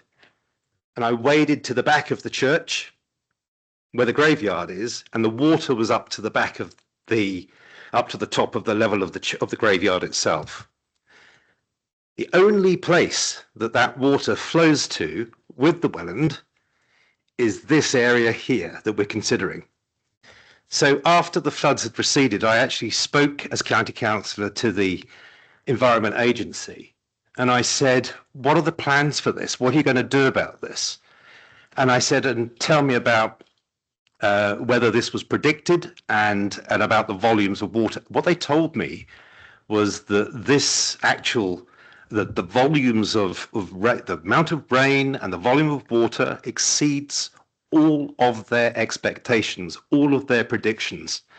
And actually one of the themes inside this is that there is an underestimation of the impact of the environment on water levels.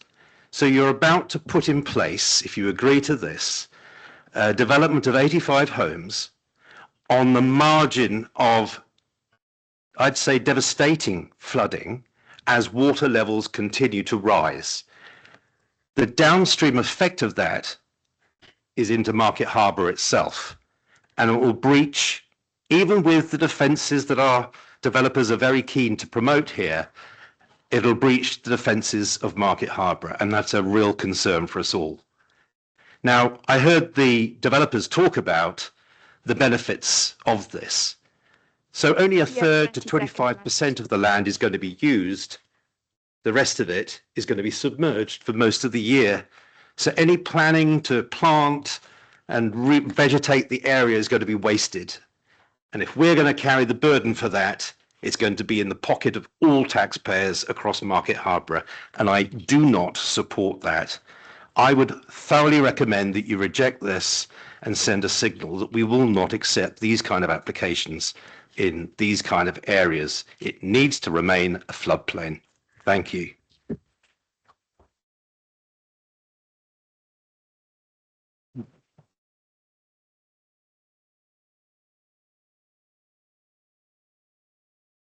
Thank you, Councillor Page. Are there any questions?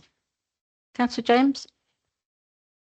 Yes, David, you are a county councillor, of course, and the Leicestershire County Council is the flood authority.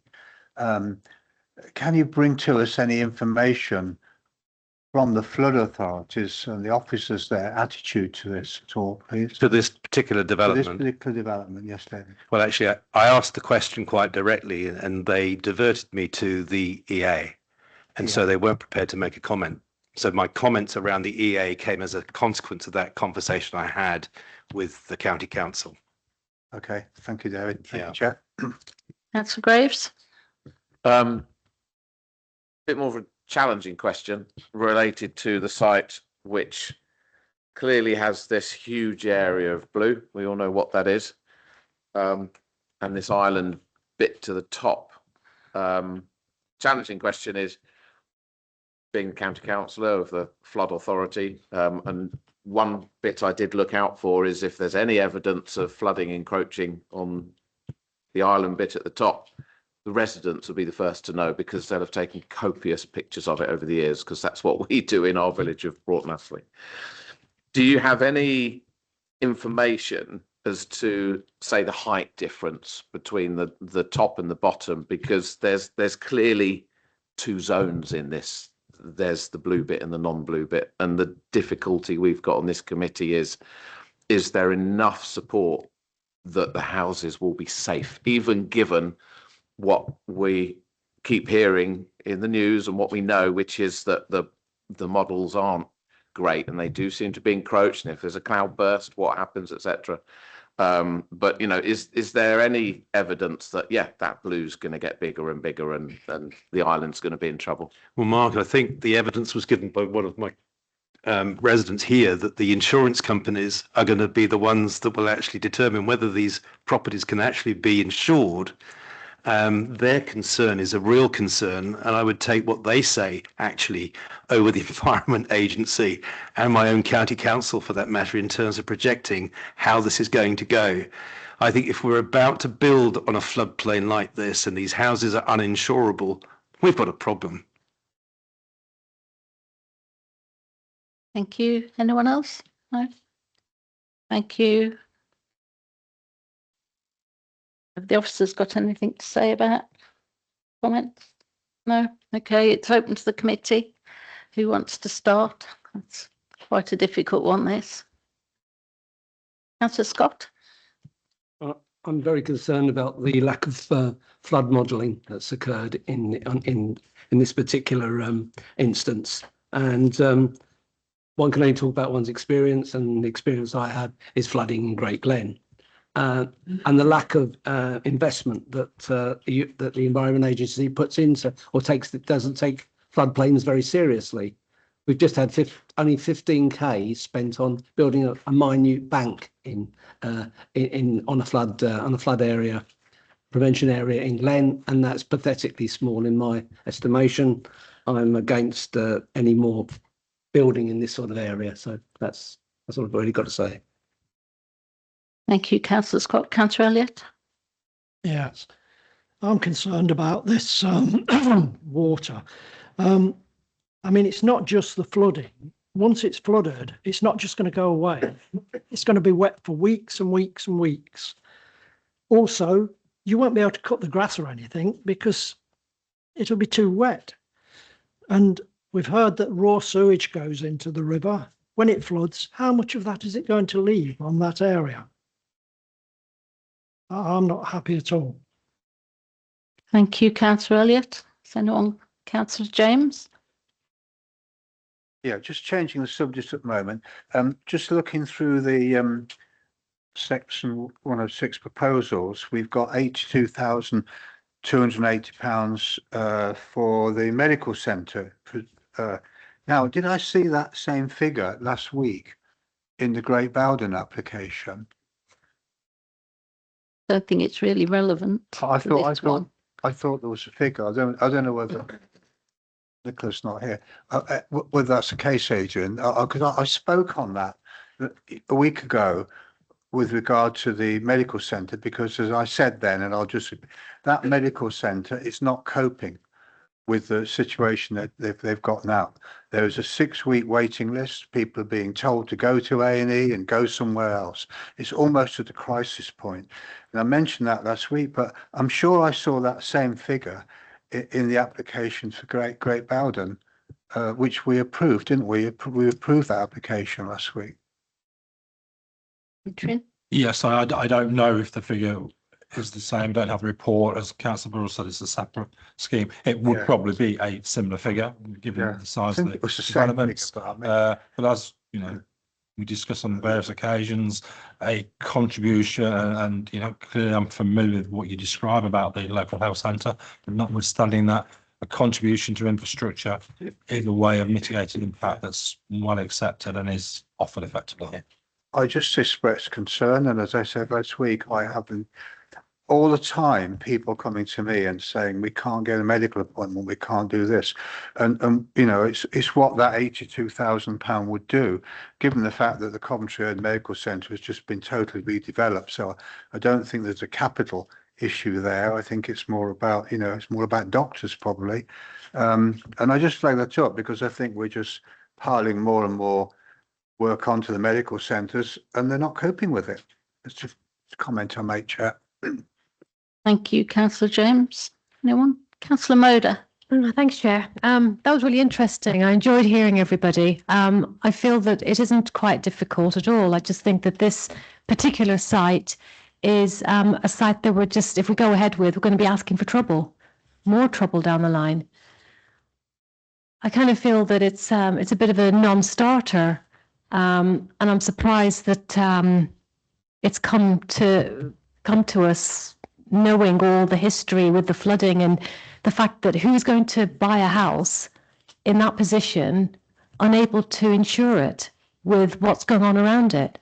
I mean, I certainly wouldn't, and it has history, and I feel that this allocation for development shouldn't be on this particular site. It just doesn't stack up, in my opinion, unless I'm seeing it all wrong, unless there's something in here that goes against what the residents and what the councillor has brought to the table. If there's something else I'm not seeing, then please, enlighten me. But as it is, I just feel that we are asking for trouble if we're going to put houses on this particular site. Thank you, councillor Moder. Councillor Adrian, would you like to?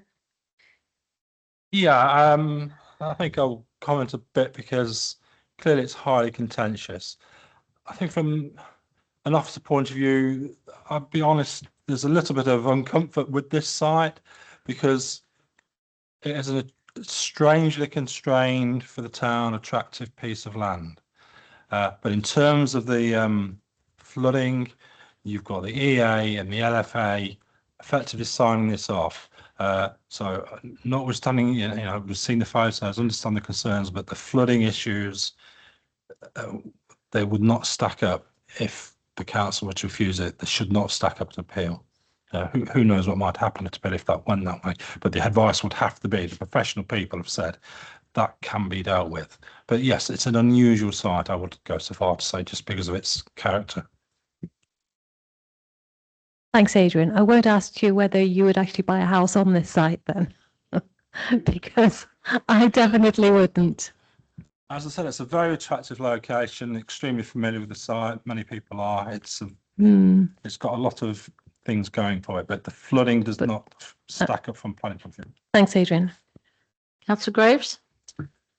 Yeah, thank you, Chair. I mean, I'll try and summarise a few points. But firstly, before I do that, could I ask officers? I've been trying to find out the classification of this site in the most recent Sheila report. I couldn't find it in here. Is it in here, or if not, could you explain what the last classification was, and then I'll come back if that's okay.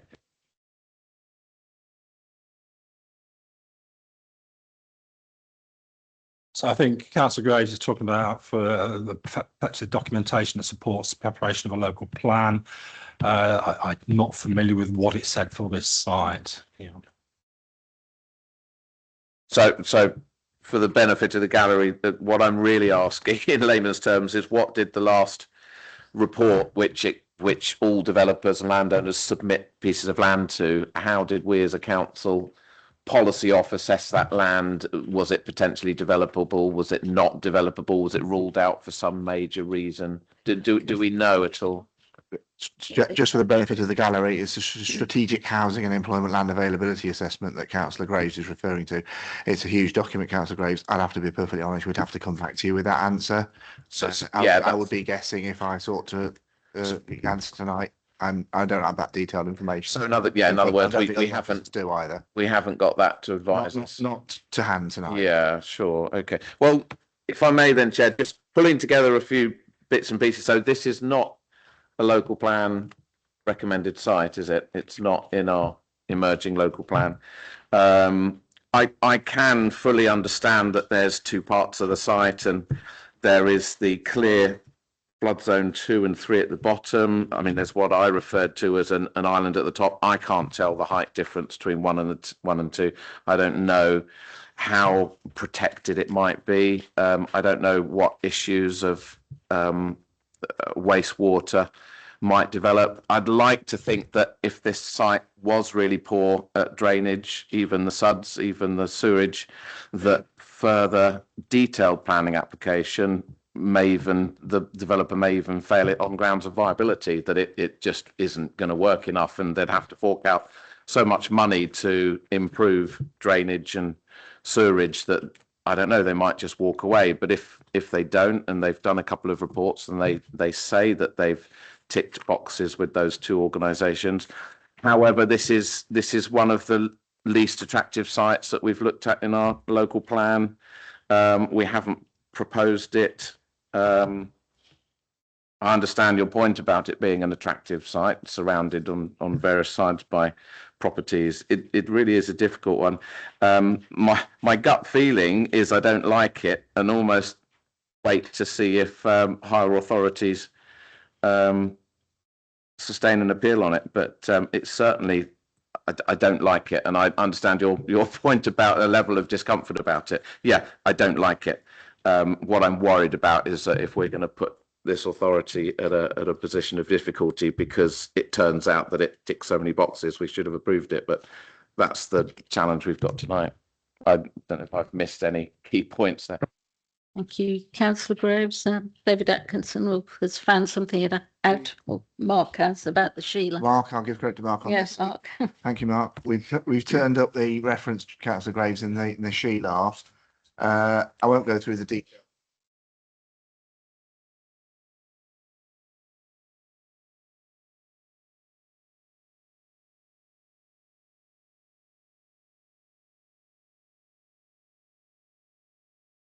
Yeah. Thank you. Christy would like to say something now. David beat me to it. Oh, right. So you were going to. Yes. Right. Okay. Thank you both. Anyone else got any comments? Councillor Bannister? Thank you, Chair. Interesting application, but I think it does come down to the risk of flooding on this site. And there's reference to the experts at the Environmental Agency and the lead local flood authority who've ticked this through. I like to think there's some other experts, and those would be the residents that know this site, see this site, and take the photographs of all the flooding at this site as well. And those that are extremely familiar about how those flood levels are rising and are doing so in the past 3 years. And when you look at the landscape plan and read about the planting and the other matters going on within that landscape, it sounds very nice, but what's the point if it's going to be underwater for 25% of the year, if not more?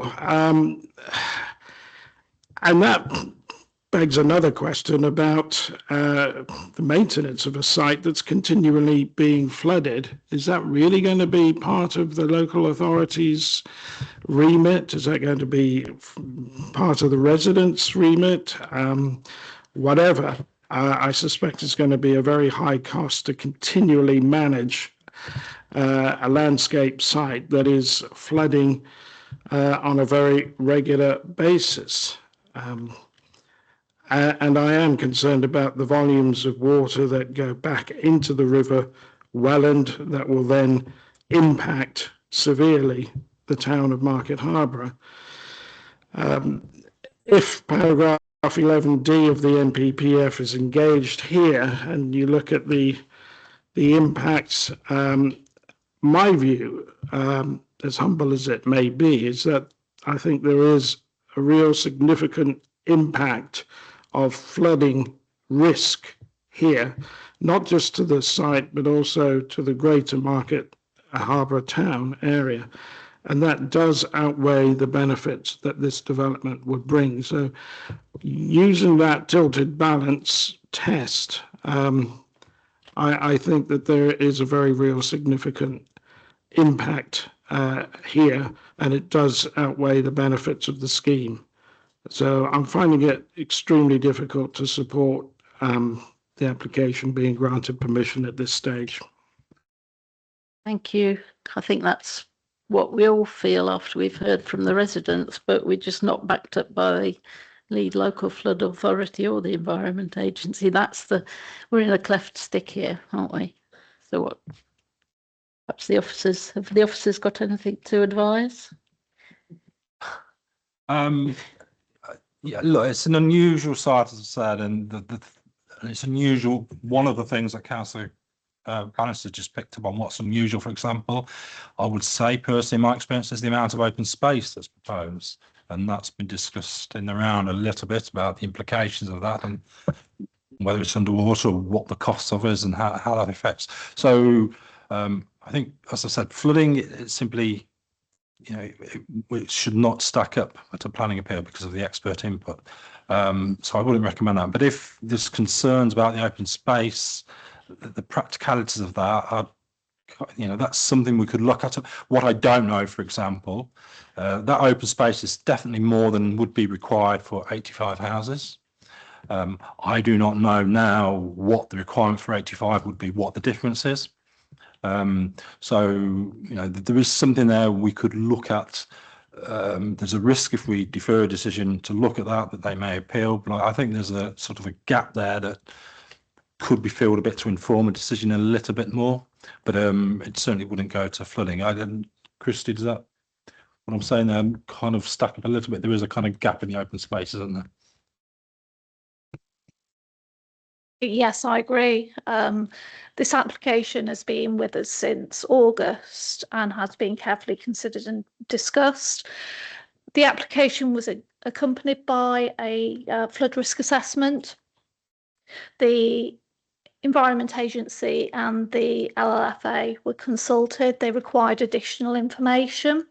That information was submitted, and as the experts in flood risk matters, they are satisfied that the development can be made safe with regards to flood risk and is suitable for residential development.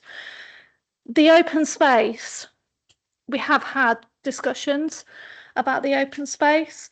The applicant is very willing to take on board views of the open space and the provision. You've heard from the applicant's agent today about how their proposals for the open space have evolved. They've had pre-application discussions before my time at Harbour District Council, and that has helped inform them as to what that open space could be, and they wanted to provide that, what they consider to be a benefit of access to that land, with provision for the public to be able to use it and enjoy it. But I do appreciate what you say about concerns about maintenance, and concerns about the land being under flood water for part of the year. What I would say is that it's the way that the developer is seeking to word the Section 106 agreement would provide flexibility in relation down the line when we move on to reserve matters, would include flexibility about how that land and who maintains that land. The committee report does set out the minimum requirements for open space. So if I draw you to, I think it's in Appendix B, let me find the page for you.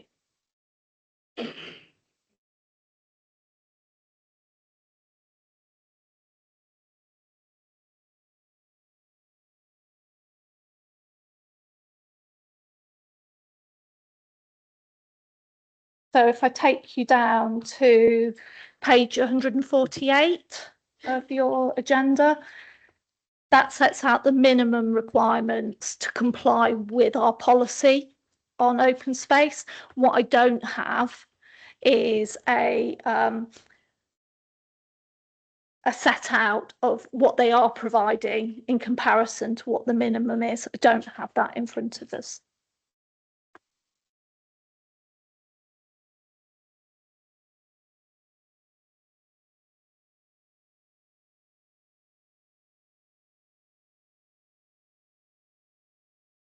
Thank you, Christy. I believe the applicant said that it will be 10 hectares of open space. I can give you the exact amount that they've stated in their application. Just bear with me.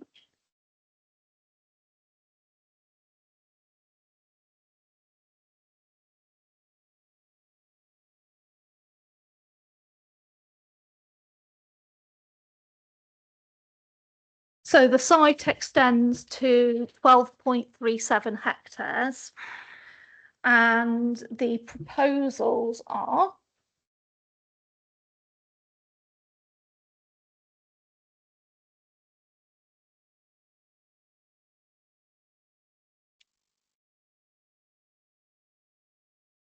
2.58 hectares for the residential development, and the application proposes nearly 10 hectares, 9.98 hectares of open space, which does include the water attenuation areas within it.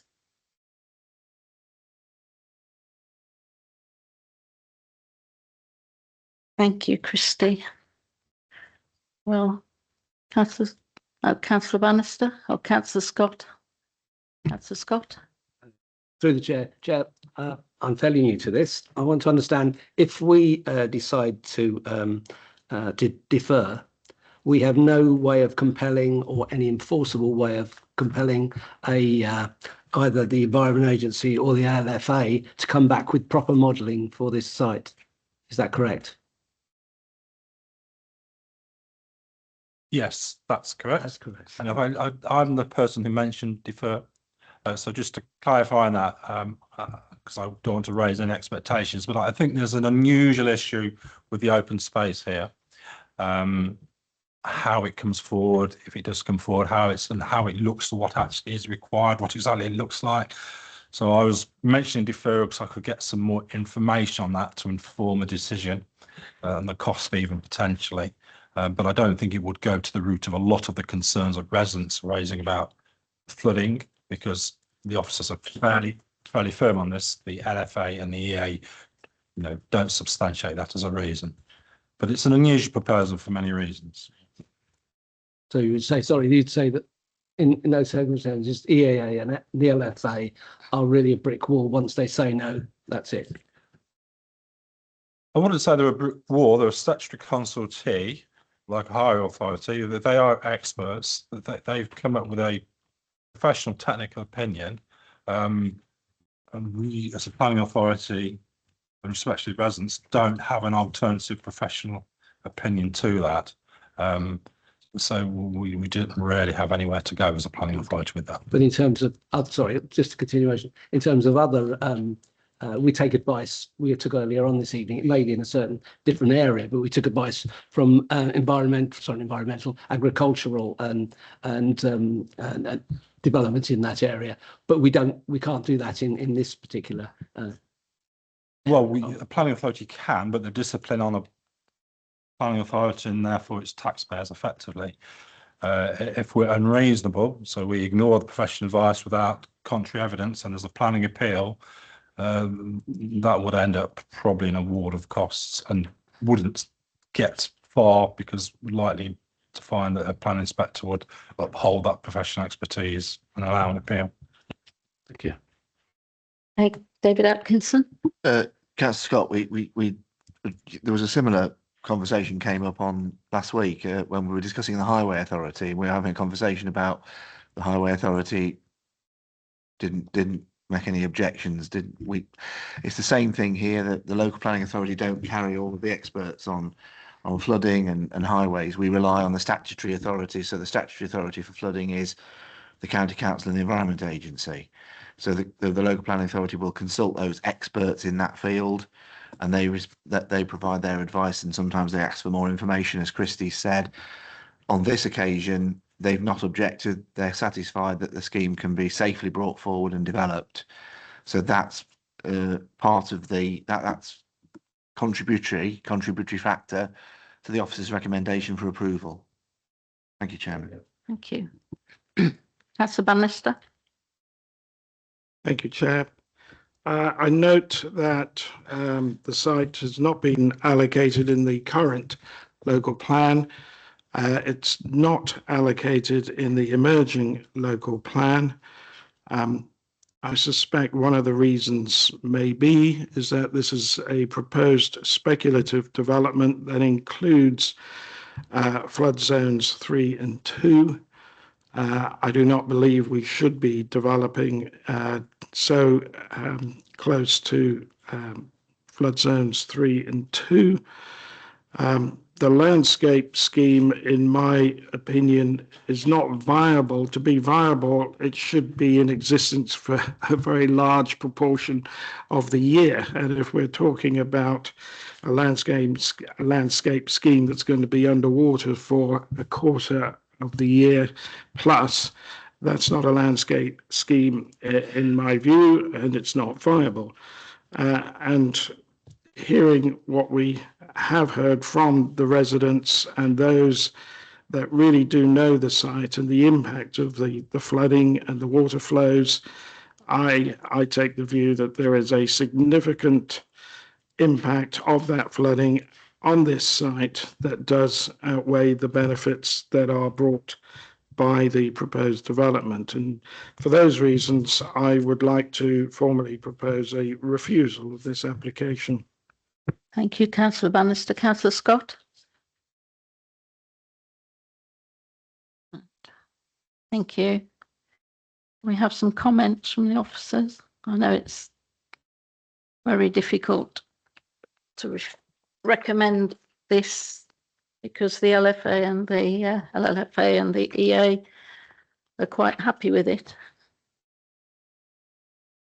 But I certainly get your point about unusable open space, which is a requirement of the development. And if it's unusable for a third or a half of the year, how can it be acceptable?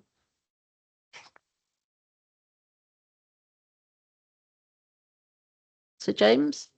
If I could just make a comment. I mean, I see in the report that we've got on page 155, we've got a written representation from the Leicestershire County Council Highway Authority, which is quite precise. I just feel it's because it's all about the flooding and the risk of flooding. It would be very useful if we had a similar representation provided to us by the county council, who are the flood authority as well, to have a statement from them and also from the Environment Agency, because we've got this situation around the flooding. Of course, the residents know better than anyone else, but I mean, I think in terms of the application, it would be really good to have a statement from the County Council Flood Authority and from the Environment Agency, and I think that would give us a lot more factual information to take on board.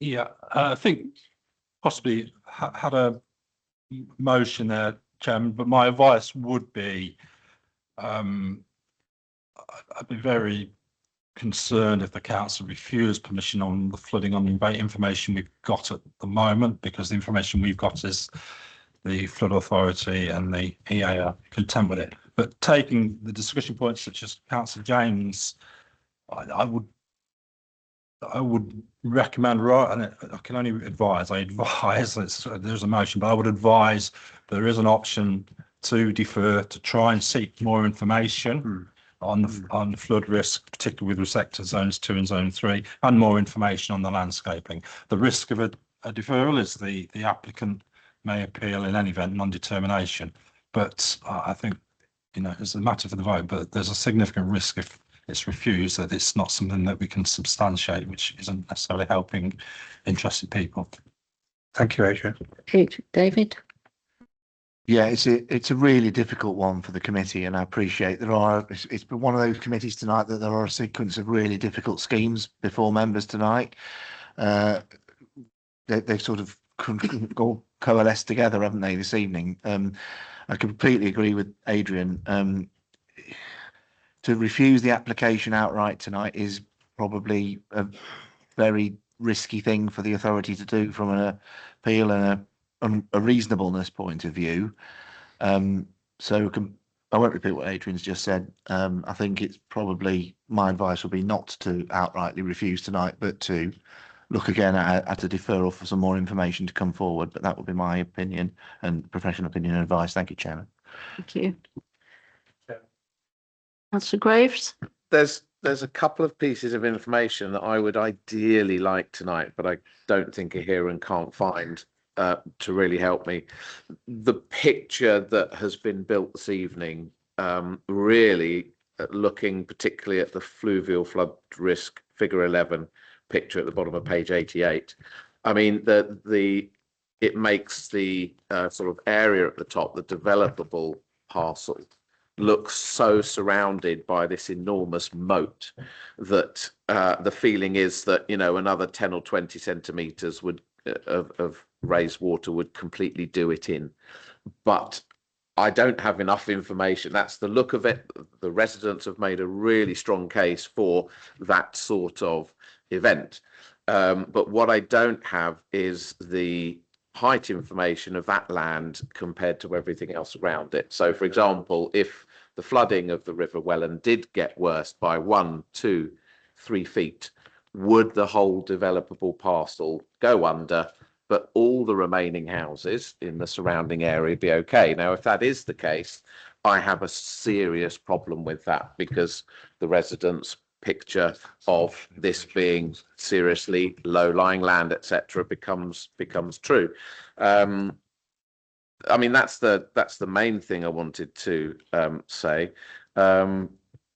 Really is this development, you know, and also the second bit. Really, I did hear at some point that houses need to be built a certain minimum height above a certain level of flooding. In other words, you can't just build your first blue brick foundation 10 centimetres above the highest 1,000 year flood risk. It's got to be 60 or 100 centimetres. I can't remember what that is. I don't even know if it's an official term. I did hear it, but that's two bits of information that I don't have to be able to judge whether we're going to be in trouble on this one.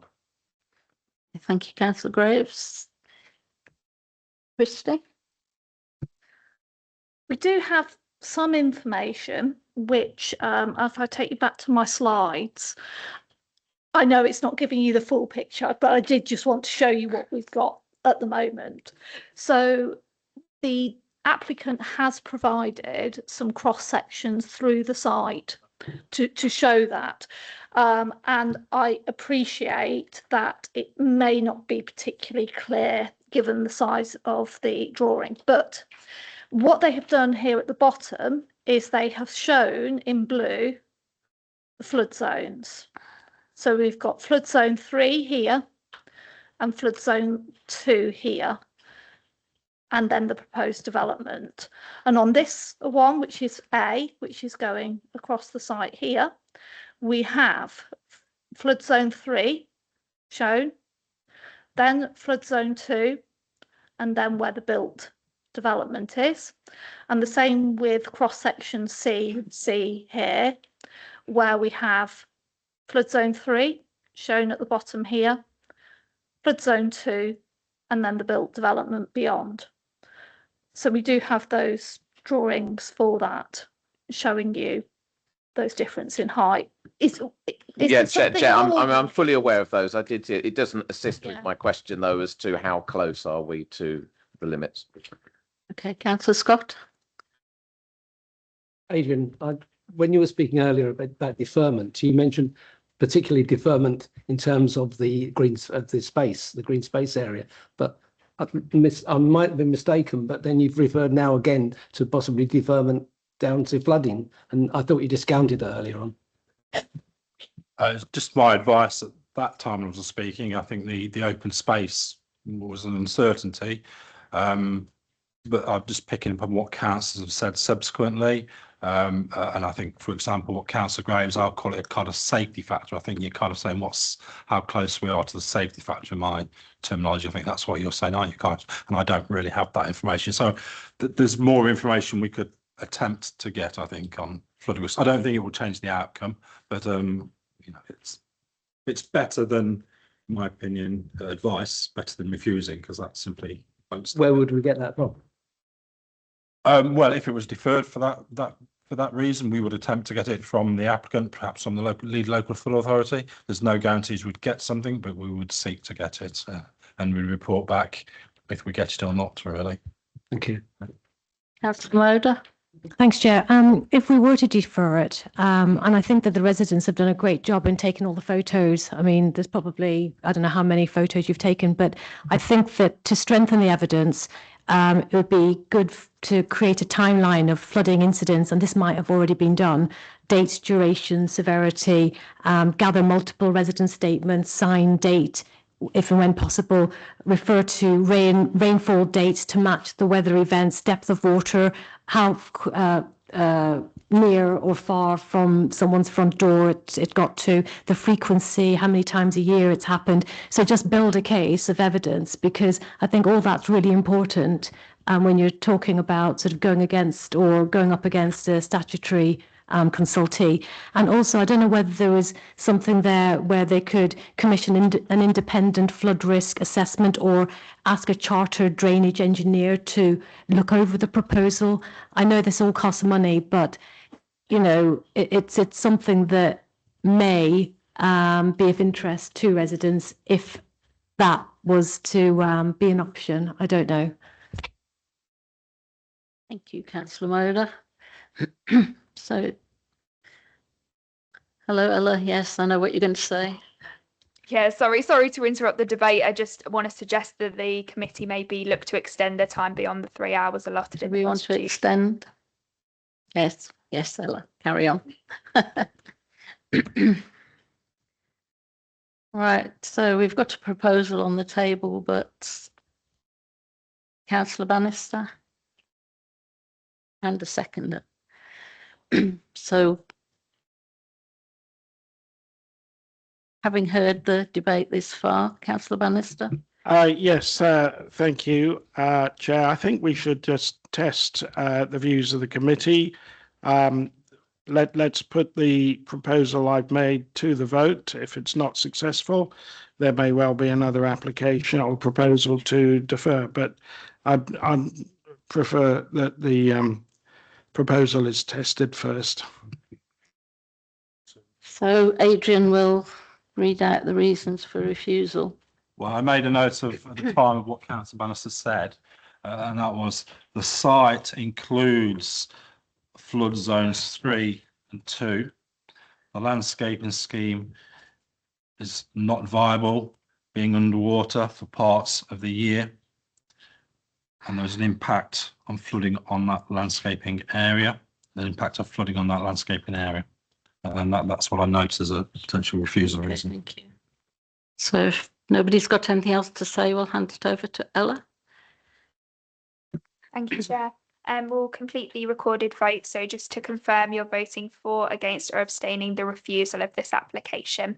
Councillor Bannister. For. Councillor Burrell. Against. Councillor Elliott. For. Councillor Graves. Against. Just to confirm that's. Yeah, can you clarify? Yeah, of course. So for clarification, we're voting for refusal, against refusal, or abstaining from the refusal. Councillor James. For refusal. Sorry. Councillor Moder. For. Councillor Scott. For refusal. Councillor Worrell. For. So that's 6 for and 2 against. So that application is refused. Thank you, everyone.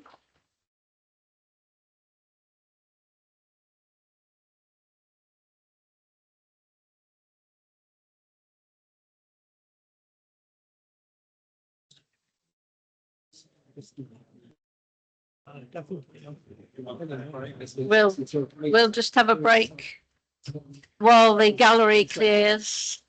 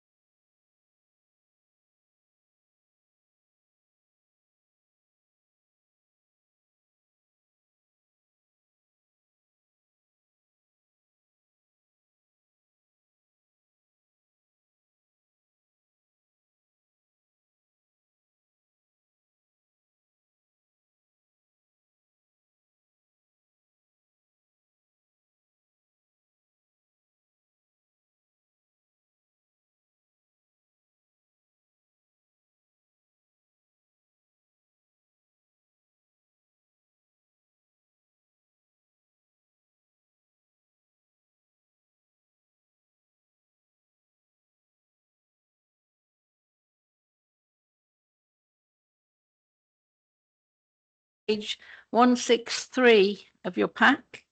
It's 25/01423/OUT, land adjacent the nurseries, Kibworth Beecham. Outline application for 32 dwellings. And the presenting officer is Rebecca Smith. Thank you, Rebecca. Thank you, Chair, and evening, everyone. To introduce the proposal, this application is an outline planning application with all matters reserved except access for up to 32 dwellings on land at Fleckney Road, Kibworth. Referring to the site location plan, the application site is located on the western edge of Kibworth and is bounded by Fleckney Road to the south, existing David Wilson Homes development to the north and east, and the single dwelling, the nurseries, to the west. The site is approximately 0.95 hectares of disused agricultural land. There are some dilapidated sheds present along the eastern edge of the site, with the remainder of the site being undeveloped. It's outside of the limits to development defined in Kibworth Neighbourhood Plan, but it directly adjoins the built-up area. There are no heritage assets, no conservation area, and no listed buildings affected within the immediate area.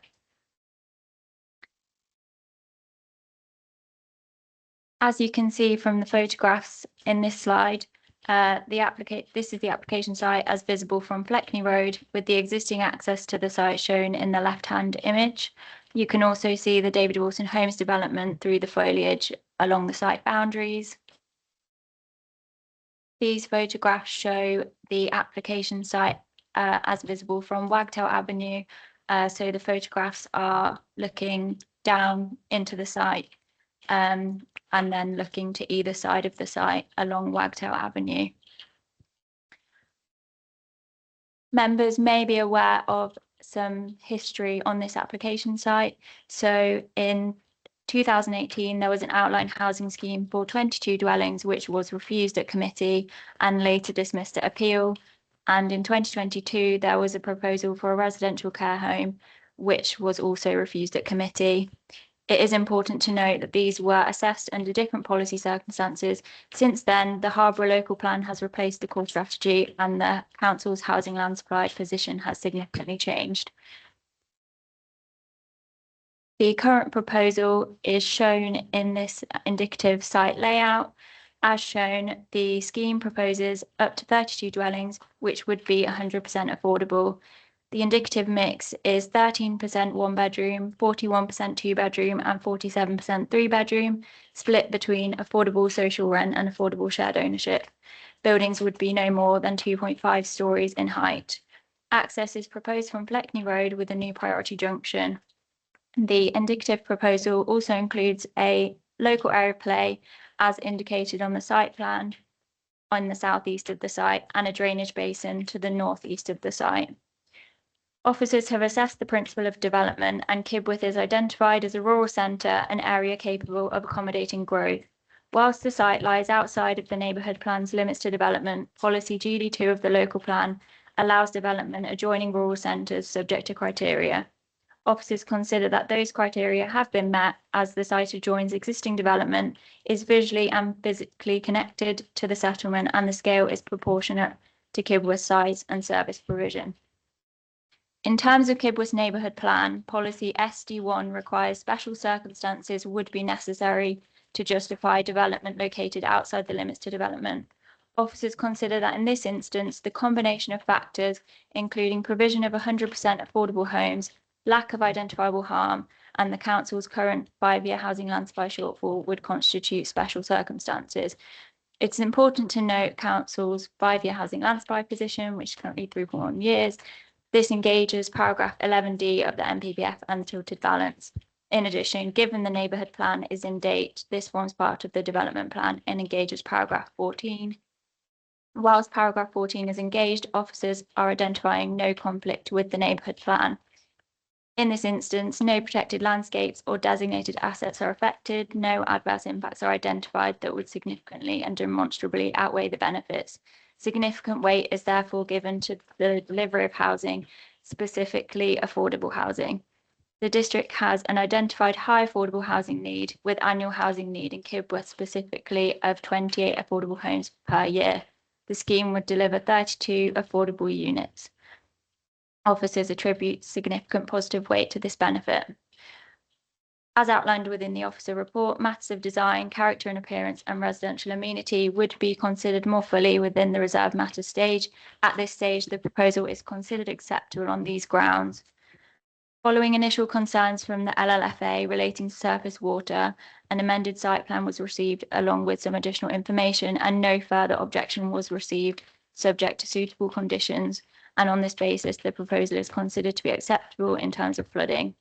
The proposal is also considered to have an acceptable impact on highways, with the Highways Authority raising no objection subject to suitable conditions. The proposal is also considered to have an acceptable impact on ecology, trees, archaeology and land contamination, subject to the inclusion of suitable conditions. To conclude, the proposal delivers needed housing, specifically affordable housing, in a sustainable location which carries significant positive weight in the planning balance. It is considered that the proposal would accord with Harbour Local Plan Policy GD2 and Kibworth Neighbourhood Plan Policy SD1, despite being outside the limits to development, given special circumstances are considered to apply. If members took a view that this was contrary to the neighbourhood plan, officers would still consider the significant benefits would clearly outweigh the negative impact of the neighbourhood plan policy conflict. Therefore, officers are recommending planning permission should be granted, subject to the recommended conditions and appropriate Section 106 agreement. Thank you. Thank you. We've got 3 speakers on this. The first speaker is Andrew Gore. If you'd like to come forward, please. You're the agent.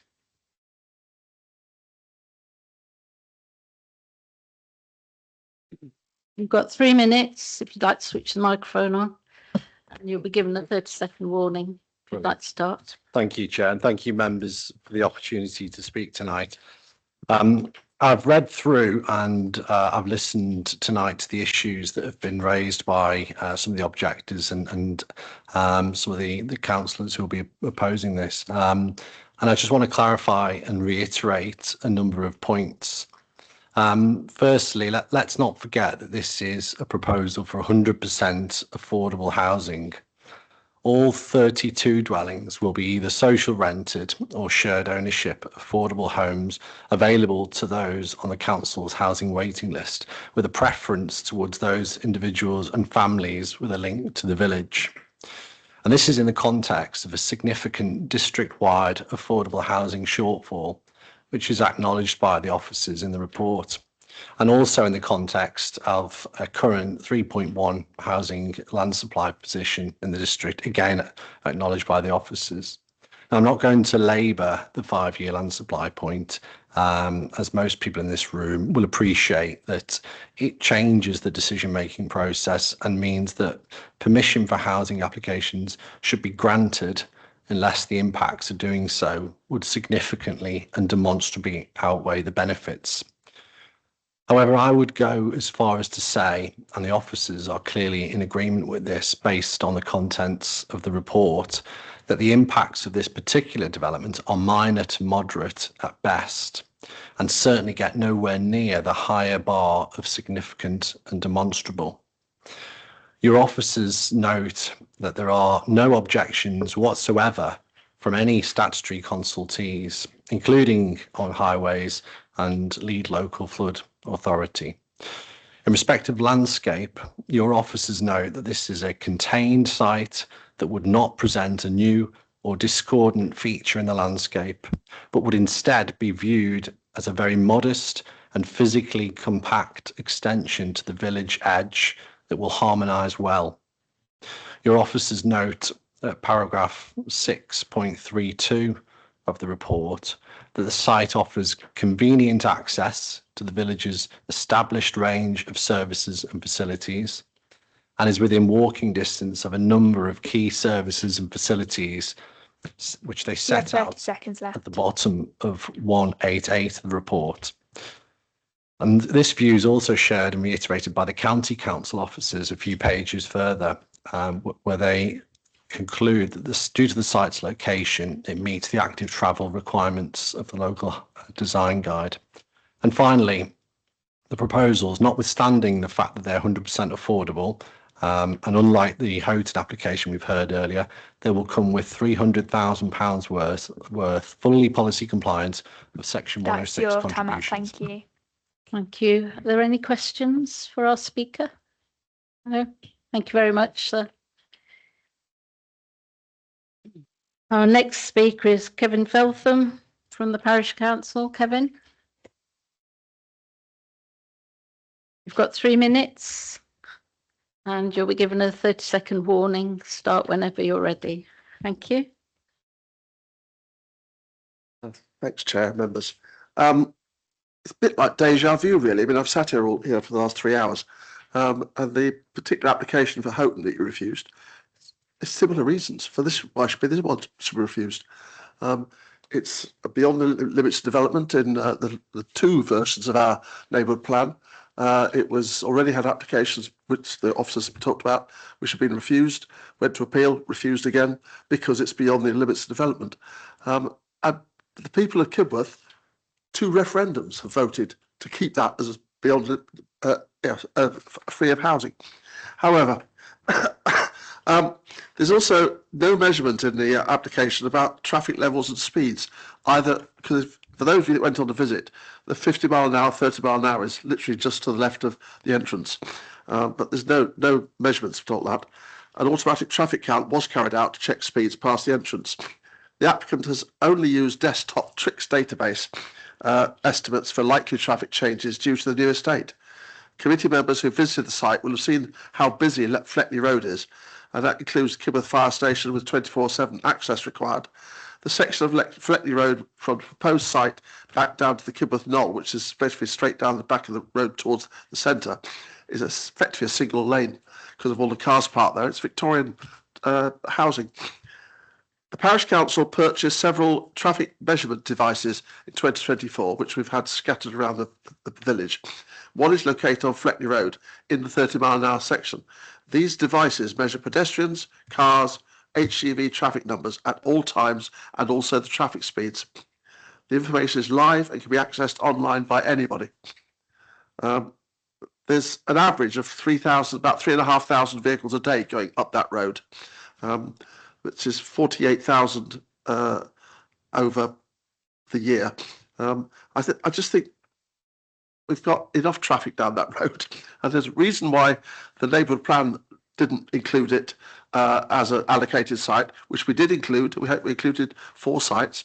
2 have been already developed. 1 has got application approved, or rather has been approved. So we've got enough reasons, I think, why this should not be permitted. It's been refused twice, as I said. 30 seconds left. Thank you very much. Site was also not included as a location for housing or business development in the emerging local plan. Why? If it's so suitable for being granted development permission tonight, surely it should have been included in the development plan. It wasn't marked. So as far as I'm concerned, please just use the same reasons that you refused the Houghton one, refuse this one. Thank you very much. Thank you. Are there any questions? Councillor James? Yeah, if I can just ask a question, Kevin. The power of this application seems to be the 100% affordable homes. You know Kibworth far better than I do. What's your? Which there are 2, but don't forget. What's your feeling about that? Is there a need for a large number of affordable homes in Kibworth? Does it meet that need? Yeah, over the last 12 years, we've had over 200 affordable homes built. This is not essential that we need more. The emerging local plan has identified a field around the corner from this for approximately 500 houses, which will again be 40% affordable. This is, we don't need it. We've got enough affordable houses already available in the village for people if they want them. This is unnecessary, and it's overdeveloped. Okay, thank you. Thanks for the reply. Okay, thank you. Okay, thank you, Kevin. Our next speaker is Councillor Phil King, the ward member, who has 5 minutes. You'll be given a 30-second warning when you get to the right time. We carry on when you're ready. I'll put the microphone on. Thanks, Chair. Sorry, I had to get a glass of water. It's been one of those evenings. So look, I think this is a speculative application, as is mentioned in the report, but also I just want to say that this site, it does sit outside the limits to development, as was accepted at the appeal in 2018 and in 2022. Sorry, there wasn't an appeal in 2022, but the council rejected it because it was outside the limits to development. The neighbourhood plan was revised and made in 2023 by referendum, so it's a fully valid neighbourhood plan, as you supported the Houghton on the Hill neighbourhood plan, although it's slightly fresher than the Kibworth one. The Kibworth one is still valid. So it's not a technical detail that it's outside the limits of development. We've had a democratic decision about where development should go. Surely outside limits to development must still mean something. Supplementary update makes the officer position clear that despite being outside the limits, the scheme is considered acceptable due to so-called special circumstances, including the 5-year housing land supply shortfall and the provision of 100% affordable housing. But that is exactly the problem. If special circumstances now becomes the rule, then all plans that we make are irrelevant because special circumstances will apply. That's not a plan-led development, and the policy is then overridden. So the highways, there are real concerns about highways. I know highways haven't objected, but Kevin's mentioned the 50-30 delineation point. Fleckney Road, it is a car park, basically. You park your car on it, and then people weave their cars and lorries and whatever through it. It's a one-way convoy system.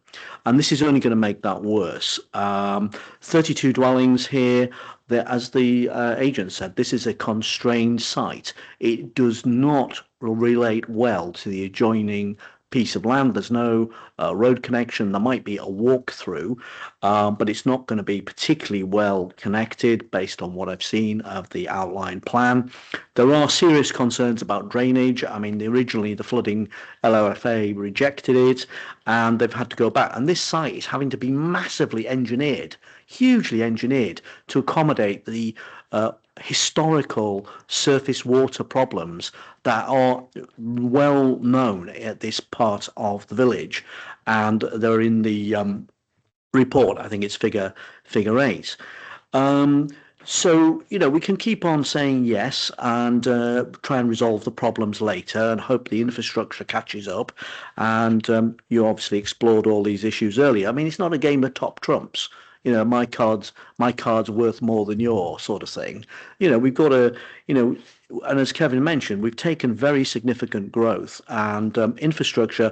I mean, I was going to say it was stretched, but I think it's more than stretched. It's to capacity and beyond. Actually doing anything else is really, really, really difficult. And permissions are not homes, and approving a development in the wrong place will not fix that problem. And yes, affordable housing is important. We all support that, but you can't use affordable housing to justify unsustainable locations. And this has been decided by a planning inspector previously, that this is an unsustainable location, and the council's decided that as well. And also it was put into the Sheila, I know that, but it wasn't taken forward in the submitted local plan. Policy does not say anywhere will do, does it? It doesn't say we can put housing anywhere we like. We have to have rationale for doing that. And bad planning today will become the sink estates of tomorrow.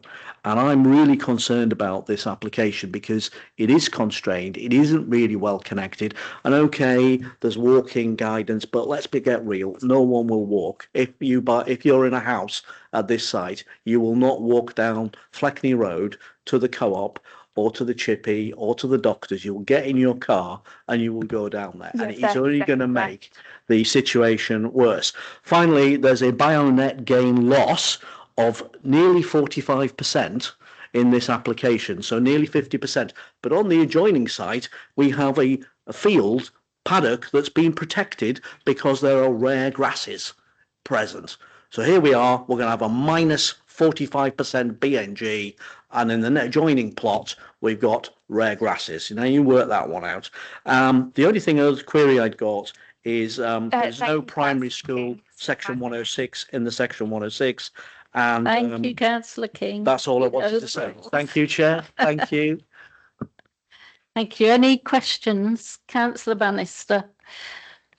Thank you, Phil. Your comment about the special circumstances, with reference to policy SD1 in the Kibworth Neighbourhood Plan, this is paragraph 617, page 185 in the pack. Development shall be located within the limits of development as so defined, unless there are special circumstances. Do you have a feel of what the Kibworth neighbourhood planners had in mind to help us decide what they were thinking of being the special circumstances? That's a very good question. Well, let me answer that. This is outside the limits to development. It adjoins it. So when an application came forward in 2018, that was rejected because it was classed as being development in the countryside, and that was lost on appeal as well. Planning inspector made a decision. That's in the front page of the report.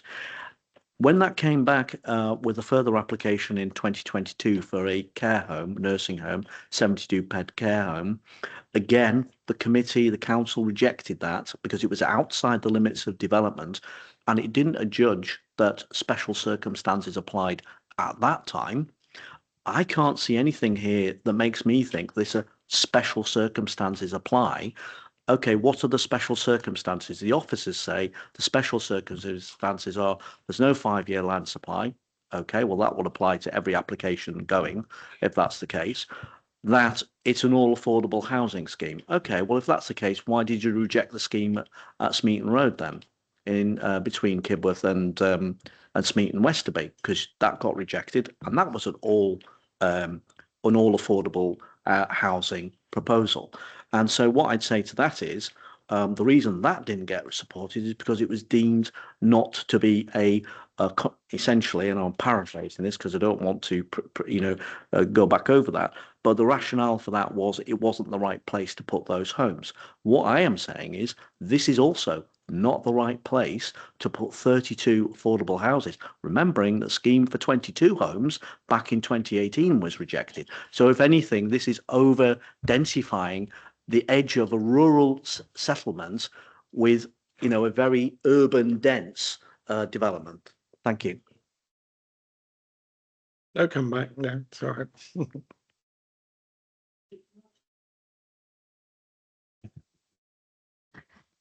Thank you. No more questions. Thank you, Councillor King. David would like to say something about the Sheila. Yeah, as Councillor King mentioned the Sheila, the Strategic Housing and Employment Land Availability Assessment again, and we've looked it up again, this site.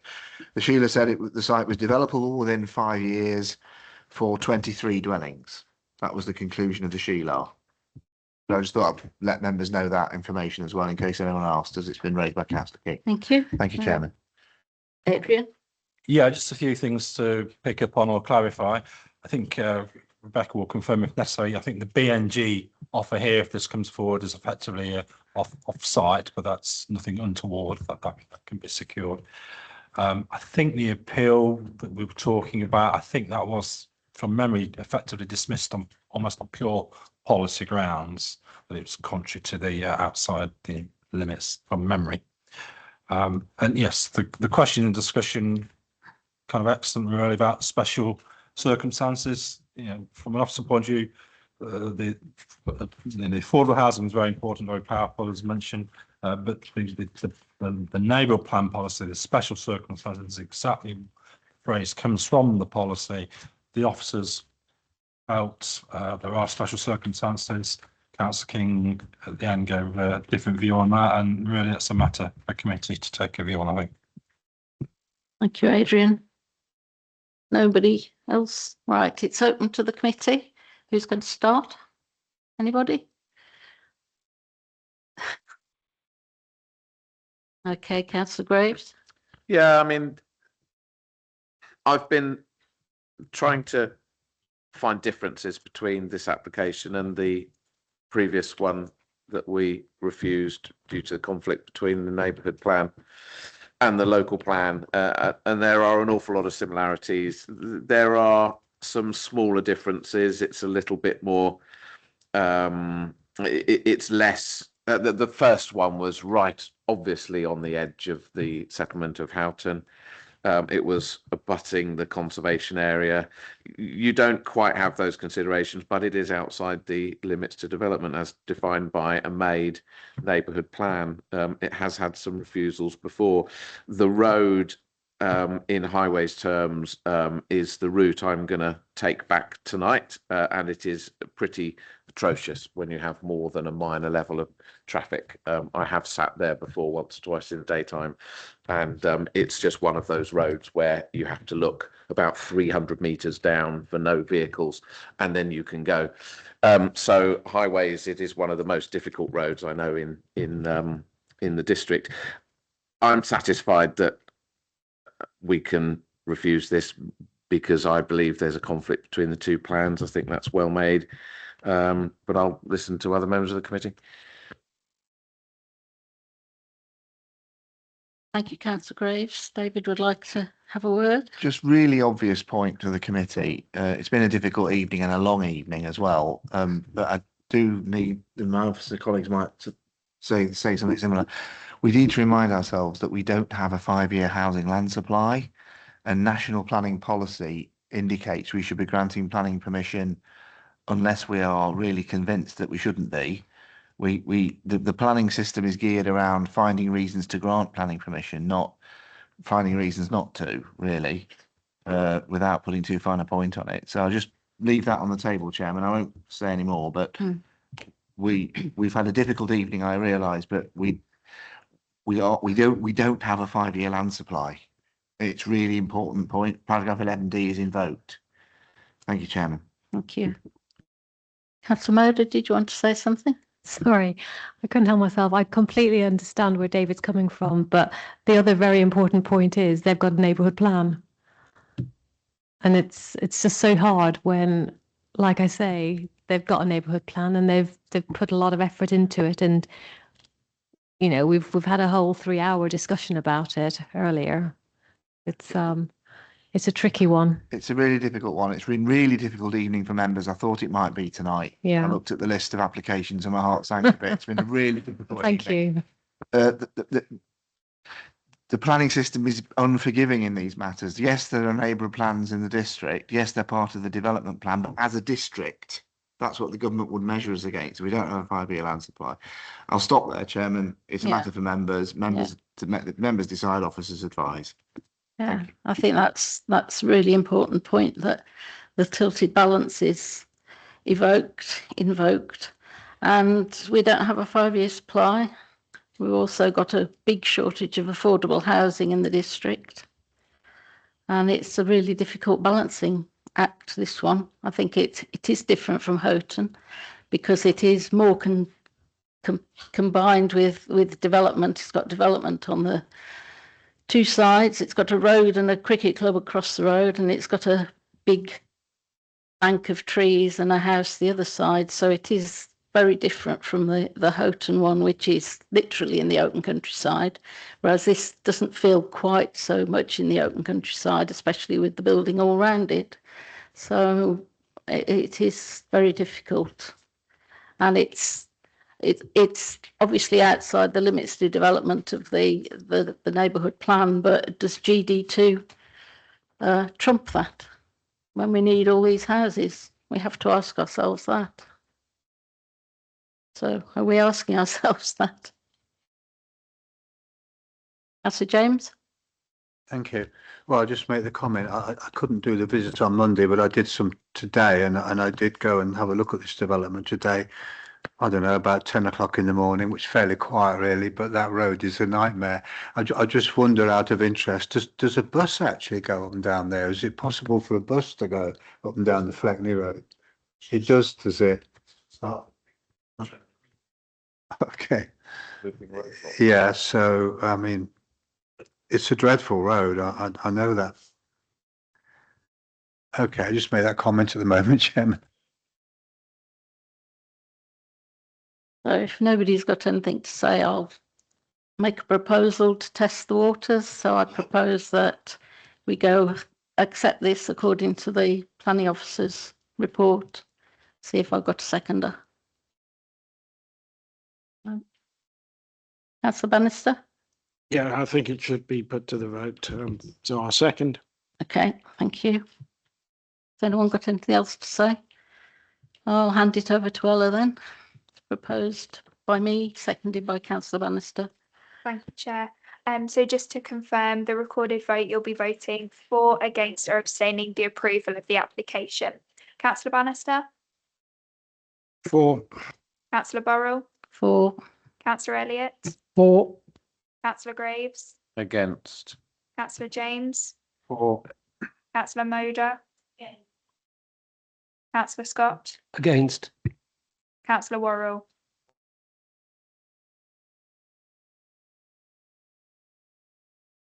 So that's 5 for 4 and 3 against. Okay, thank you. So that application is approved. Thank you, everybody.